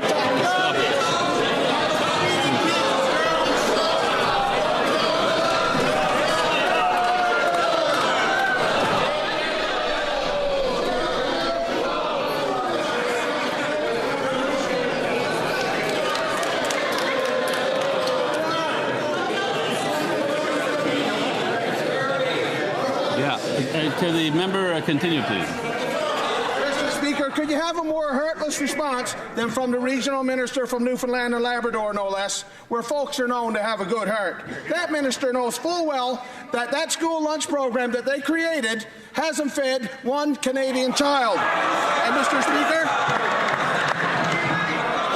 Time's up. Time's up. Time's up. I'm sorry. The Honourable Minister of Fisheries and Ocean.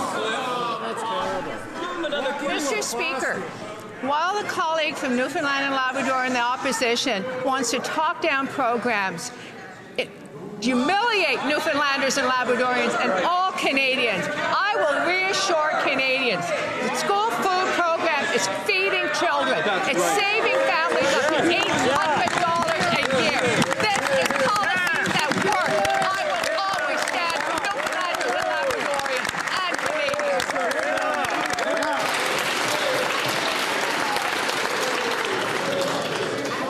The Honourable Member for Yorkton Melville.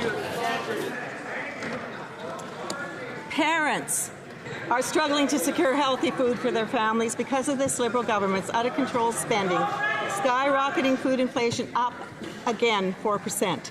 Liberal food taxes and regulations don't show up on their receipts, but Canadians feel them every time they shop for groceries. The Prime Minister said he would be judged by the prices Canadians pay at the grocery store. If he's truly the astute economist he claims he is, why isn't he getting his inflationary deficits and hidden grocery taxes under control so Canadians can afford to feed their families? Honourable Minister of Jobs and Families. Well, Mr. Speaker, here we go again with the imaginary taxes. They don't show up on receipts because they're not actually there. So Canadians know that. They know how to read a receipt, Mr. Speaker. But just picking up on the previous question, I just want to remind people about how much good this school nutrition program is doing all across Canada, including, as my colleague mentioned, providing dignity to families all across this country so that their kids can get good nutrition in school, feeding healthy brains, and it's saving families about $800 a year. Mr. Speaker, as a former lunchroom monitor, there's nothing more painful than watching a child who doesn't have a lunch, whether they... The Honourable Member. Thank you very much, Ken. Appreciate it, man. It goes a long way. For Elgin, St. Thomas, London South. Mr. Speaker, the retooling of the Kami plant in Ingersoll was supposed to be a great success. Taxpayers kicked in hundreds of millions of dollars. The finance minister said this was, quote, proof that Canada's auto sector is here for the long term. Now 1,200 of the plant's hardworking employees, many of them in St. Thomas, Elgin, and London, are out of work. This is all despite the Prime Minister pledging a deal with Trump by July to protect Canadian auto jobs. Today, he says there won't be a deal at all. Auto workers' lives and livelihoods were on the line. Why did the Prime Minister dupe them? The Honourable Parliamentary Secretary to the Minister of Industry. Mr. Speaker, we all understand that the Canadian and Ontarian auto sector is crucial. We want it to stay afloat. We are doing all we can to help auto industry workers. What is more, the president of Unifor said recently, I believe yesterday, that the industry minister is doing an exceptional job. Thank you, Mr. Speaker. For Elgin, St. Thomas, London South. If this is what the Liberals see as an exceptional job, I'd hate to see what they view as poor work. 3,000 workers in Brampton, 1,200 in Ingersoll, 700 in Oshawa, 300 in Sainte-Thérèse, Quebec. That is the Liberal record in just a few weeks, Mr. Speaker. The Prime Minister promised he'd protect auto jobs. I wish he had been more honest that he meant in the United States. The Liberals have handed out billions of dollars in subsidies with no job guarantees for Canadian workers. Last night, the Prime Minister told Canadians we'd have to make sacrifices. We already are, and it's not clear for what. When will he do his job and stop selling out Canadian workers? The Honourable Secretary of State for Labour. Mr. Speaker, there's no doubt that the U.S. has changed their trading relationship with the world, and that's having an impact on the auto sector. The Minister of Industry is out fighting for workers. She has summoned Stellantis and GM here to hold them accountable. Mr. Speaker, we're going to do whatever it takes to protect workers, defend our auto sector, bring production back to Canada. Mr. Speaker, because Canadian auto workers are the best in the world, and we're going to fight for them every single day. Every single day. The Honourable Member for Charlebourg-Haut-Saint-Charles.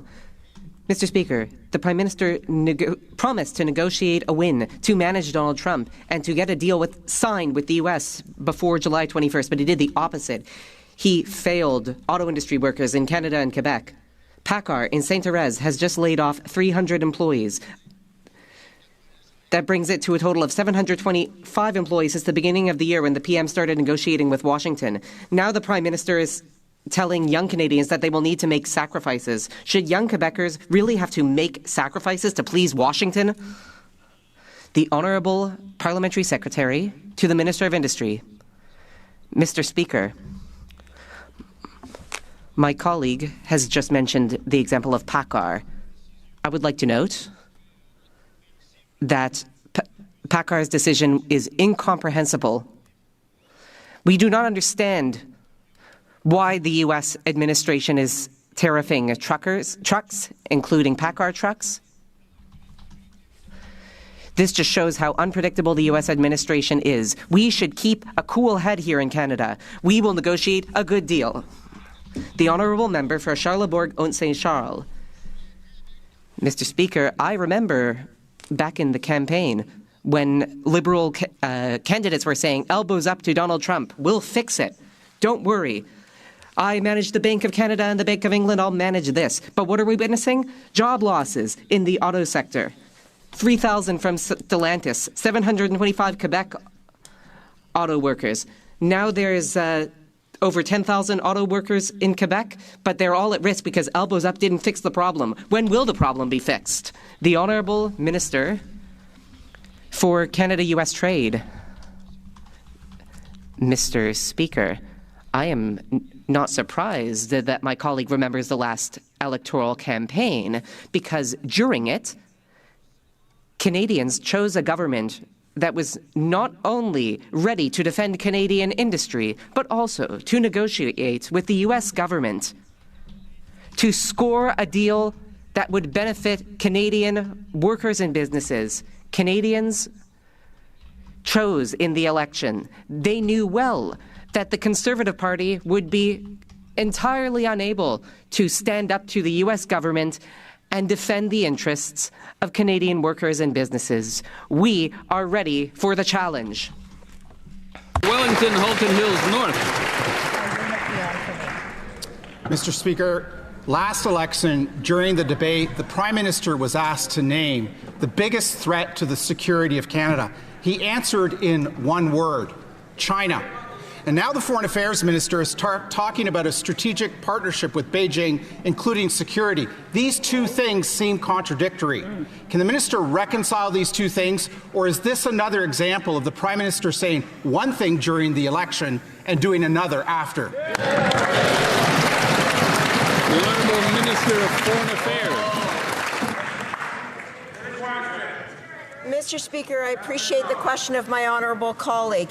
Let me reiterate that the public safety and security of Canadians, regardless of the time and place, is always top of mind for our government, including in our diplomatic relationships. At the same time, Canada will continue to become the strongest economy in the G7. And the way we do that, Mr. Speaker, is to diversify our supply chains while making sure we protect our citizens at home. Thank you.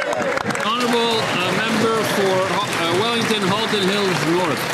Mr. Speaker, another question about what the Prime Minister called the biggest threat to the security of Canada: foreign interference. Last election, some candidates were vetoed for interference and others were targeted, and millions of Canadians continue to live in fear because of threats from foreign interference.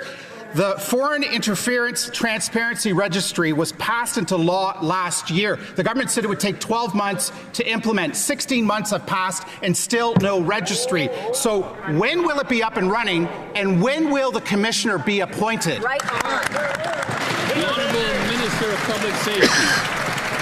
Mr. Speaker, I appreciate the opportunity to answer this very important question, Mr. Speaker.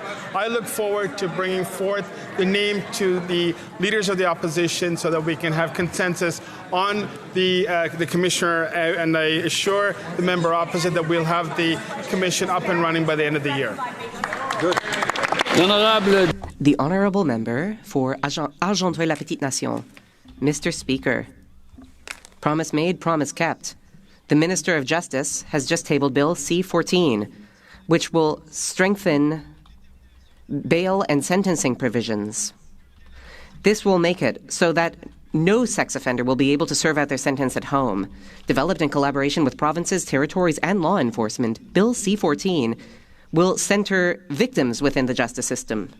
Could the Justice Minister explain how this bill will protect the public while holding violent reoffenders fully responsible? The Honourable Minister of Justice. Thank you, Mr. Speaker. I would like to thank my colleague for his very important question. This bill will create stronger sentences for violent reoffenders and will end sentences served at home by sex offenders. We will also make jail time the default for violent reoffenders. I worked with provinces, territories, and law enforcement. I look forward now to working with all the members to get this bill passed. Sturgeon River. Mr. Speaker, never before has a government spent so much and delivered so little. The latest example, the CRA. Under these Liberals, the CRA's budget increased by a staggering 70%, yet according to the Auditor General, the CRA has failed to meet its service standard a shocking 95% of the time. So how is it possible that every time the Liberals spend more, Canadians get less? The Honourable Secretary of State for Financial Institutions. Thank you for the question, Mr. Speaker. We accept the Auditor General's report, and we will learn from that. But let me be very clear. There was 167 calls made by the Auditor General. The CRA has made 100,000 calls, and we have upwards of 90% calls answered accurately. We will improve. We will continue to learn. But, Mr. Speaker, we will continue to provide a CRA that is responsive to Canadians. Thank you. The Honourable Member for St. Albert, Sturgeon River. Mr. Speaker, not only did the CRA fail to meet its service standard 95% of the time, last year 8.6 million calls to the CRA went unanswered, and if you were lucky enough to get through, the CRA gave wrong information 83% of the time. And what is the Liberal solution? Increase the CRA's budget even more. You can't make this stuff up. Have these Liberals learned absolutely nothing after 10 years of failure?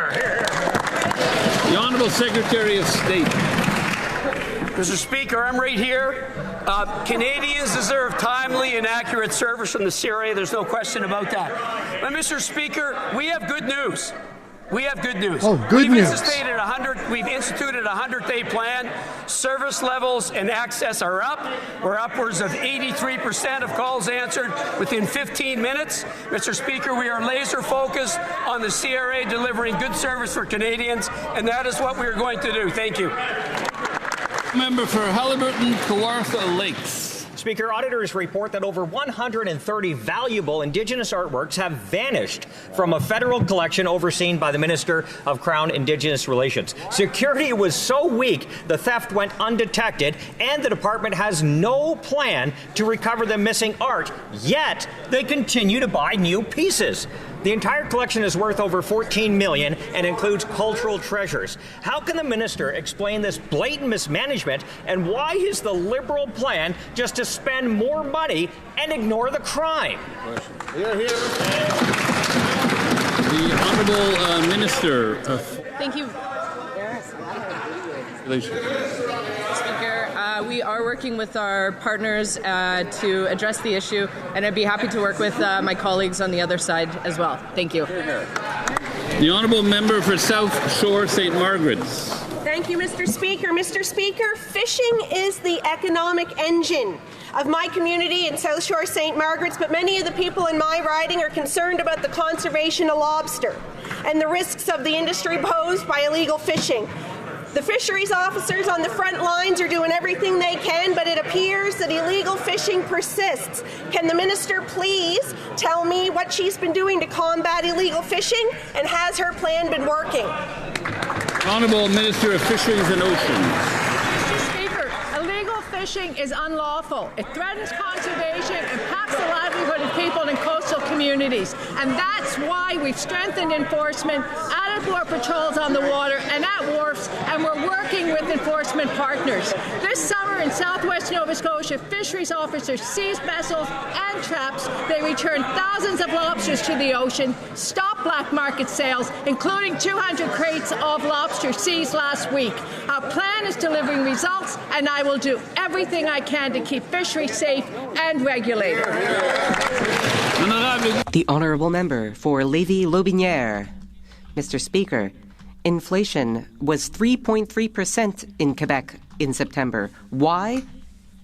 Hidden taxes like the industrial carbon tax, the food packaging tax, and the clean fuel regulations. These taxes will fritter away $9 billion of real GDP by 2030, Mr. Speaker.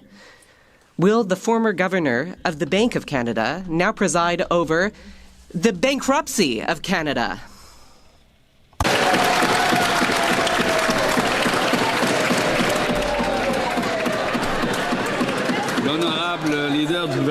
The Honourable Government House Leader. Mr. Speaker, every time that member gets up, it's at least an 8 out of 10 question. Despite what my honourable colleague is shouting about, I can assure the House that Canada's finances are the best in the G7. We have the fiscal room to invest in the future of our country and our young people. My colleague should join us to vote in favour of the budget that will be tabled November 4th.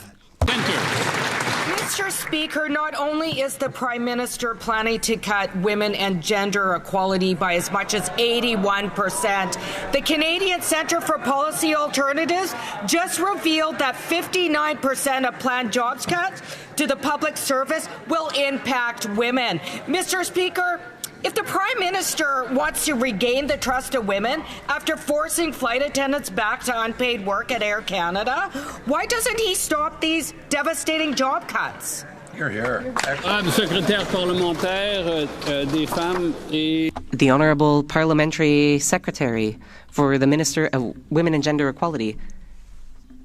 Thank you, Mr. Speaker. That is why we are so focused on the economy. We don't talk enough about this, but we have a feminist vision. When the economy is going well, the status of women improves. This is important for building our society. Our government has invested more than any other in protecting women and LGBTQ+ communities. We will continue along this path. We will continue to keep our promises. The Honourable Member for Saanich Gulf Islands. Thank you, Mr. Speaker. Tomorrow is the 80th anniversary of the creation of the United Nations.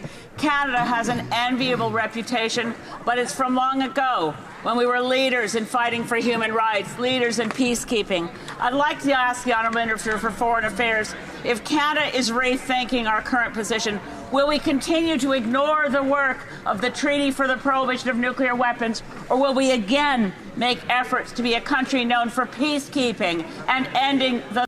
Liz May is just an old whore that is trying to build up a question that seems to be putting the Liberals on their back heel, but she isn't. She's setting Anita Anand up now for a disastrous answer. That's what's happening. Guaranteed. The threat of nuclear war. Bet $500. The Honourable Minister of Foreign Affairs.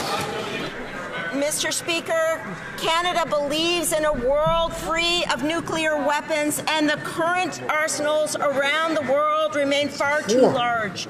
Deterrence is fundamental, and we share the concerns of the honourable member about the unacceptable slow pace of disarmament. We all share a responsibility to protect against these threats, including through the Comprehensive Nuclear Test Ban Treaty. At the United Nations recently, I spoke about the importance of multilateralism. It is collective action that will get us through these times, including through the challenge. Et c'est la fin de la période des questions. This concludes question period. Période des questions.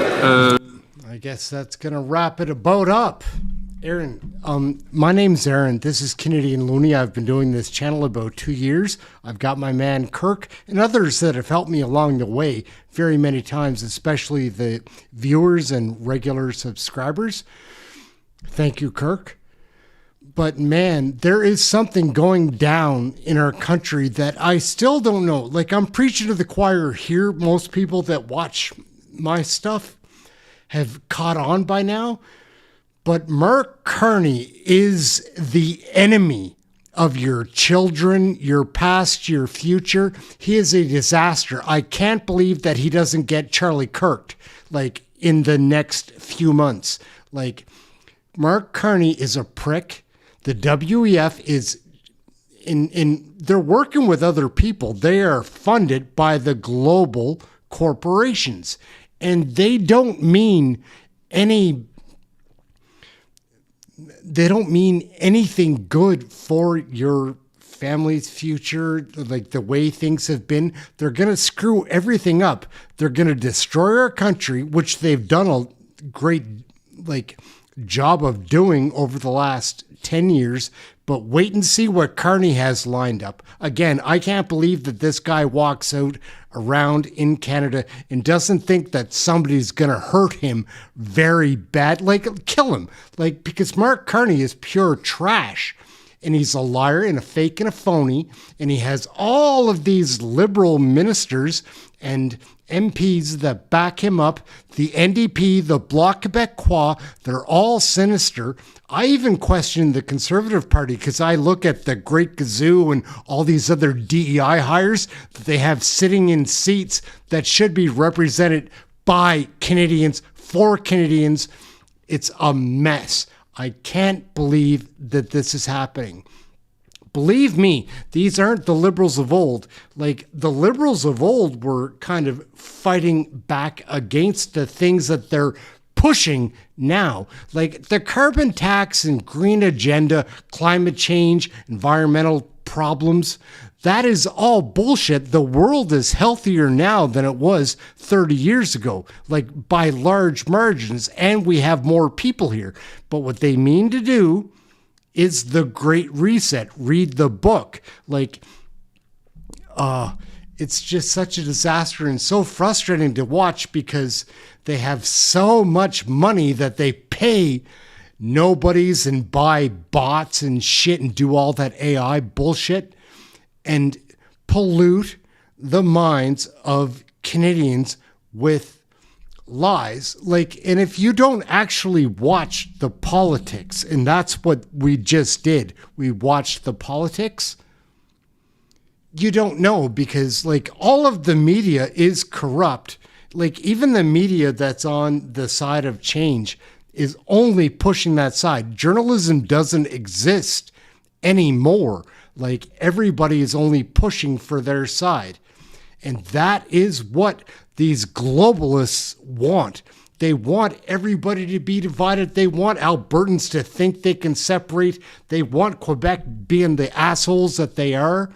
Like, and that's not because they're French. It's because they're in a very spoiled province financially by the federal government. Because this isn't a short-term plan, guys. Honestly, like in my heart of hearts, this is the PRC. This is China messing around. Like they weren't heavily involved in World War II. Then they realized this is our chance to pounce. Their game is not a short one. They hate everything that's not what they are. And they're turning all of our Western governments into that. Because you can look at New Zealand, look at Australia, look at most of Europe. The United States right now is being defended by Donald Trump, but he's not even keen to it. Like he keeps saying like their policies are ridiculous or they're silly or whatever. They're not silly and they're not ridiculous. They're meant to ruin our culture. That is it. They don't care about your kids. They don't care about anybody's future. And the only thing they care about is lining their pockets. And I don't even know what's up after that. Like, are they just going to fly to space once they kill everybody off? Because that is what the end goal of these corrupt WEF, UN, WFO organizations are. The world's gone corrupt, guys, and maybe I sound like a crazy person right here. If you think I sound like a crazy person, it's because you're not informed with what is actually going on. Like, it starts here, I guess. That's the quickest place to find it in the Canadian House of Commons to see how corrupt it absolutely is. But it is disgusting, and I don't know how many of these MPs even know what's going on. Like, I don't understand why Pierre Poilievre doesn't come out and be way more righteous than he's been and just deny, like, listening to or being affected by the media, because he is. He reneged on his calling the RCMP despicable, which they are, from like top to almost bottom. Those guys that are just working the streets are just doing a job, but the rest of that corporation it's a business. Don't ever be fooled that you think it's a commission, because it's a corporation. It's just so gross. And the Liberals got me today. This coward Mark Carney won't show up another 5 times for a question period because he gets humiliated every day because he's a jackass that can't answer questions like a serious con man. He's never had to face the nation. Like, he ruined Britain, right? And then walks over here and becomes our prime minister. like some casual jackass that's just walking into a room and trying to hit it up and make friends with everybody. Like, hey, you like hockey? I've got a metaphor for that. This prick is a douchebag. And they're all so gross. Sorry to be wound up, guys. The Liberals get to me from time to time. It has been an interesting week in Canadian federal politics. We're back tomorrow with question period. We start a few hours early on Fridays, so just keep that in mind that question period starts early on Fridays, so we also start early on Fridays. That is it. I am Aaron. This is Canadian Looney, and honestly, what I'm trying to do on this channel, it's not, I am trying to build it, of course, but I'm not just trying to make cash from it. I'm trying to spread the truth. I believe I'm an honest person. I don't believe I'm like, how many times have you heard me ask for your cash on here? I do ask for subscriptions. That's an important part of growing the channel, but I don't hammering you to sell a stupid sticker or some bullshit like that. Like, I don't do that. That's not my way. I want to get the word out on what is happening to our country. And it's not by mistake. It's not incompetence. It is a sinister plan to destroy your culture and take away the future of the grandkids or kids that you have, or your own future. Like, because it's happening very quickly. This is going to go down. Digital IDs next, man. That's going to be in the next 3 years. Like, you won't be able to access your bank account without having a chip. And then after that, what do you control if you don't control your own money? So, again, I've got hatred in my heart for these Liberals. Like, it's not dangerous hatred, but I'm aware of how evil these people are, and that, well, this is what I'm doing now, is trying to tell other Canadians what is going down and show them. I know that I talk on here too much, and I guess that pushes the opinion you might develop, but it shouldn't. Watch the politics. That's it. Aaron, Canadian Looney, like, share, subscribe. Thank you. It's been a fun show. Mostly, I shouldn't say fun. It's been a intriguing show.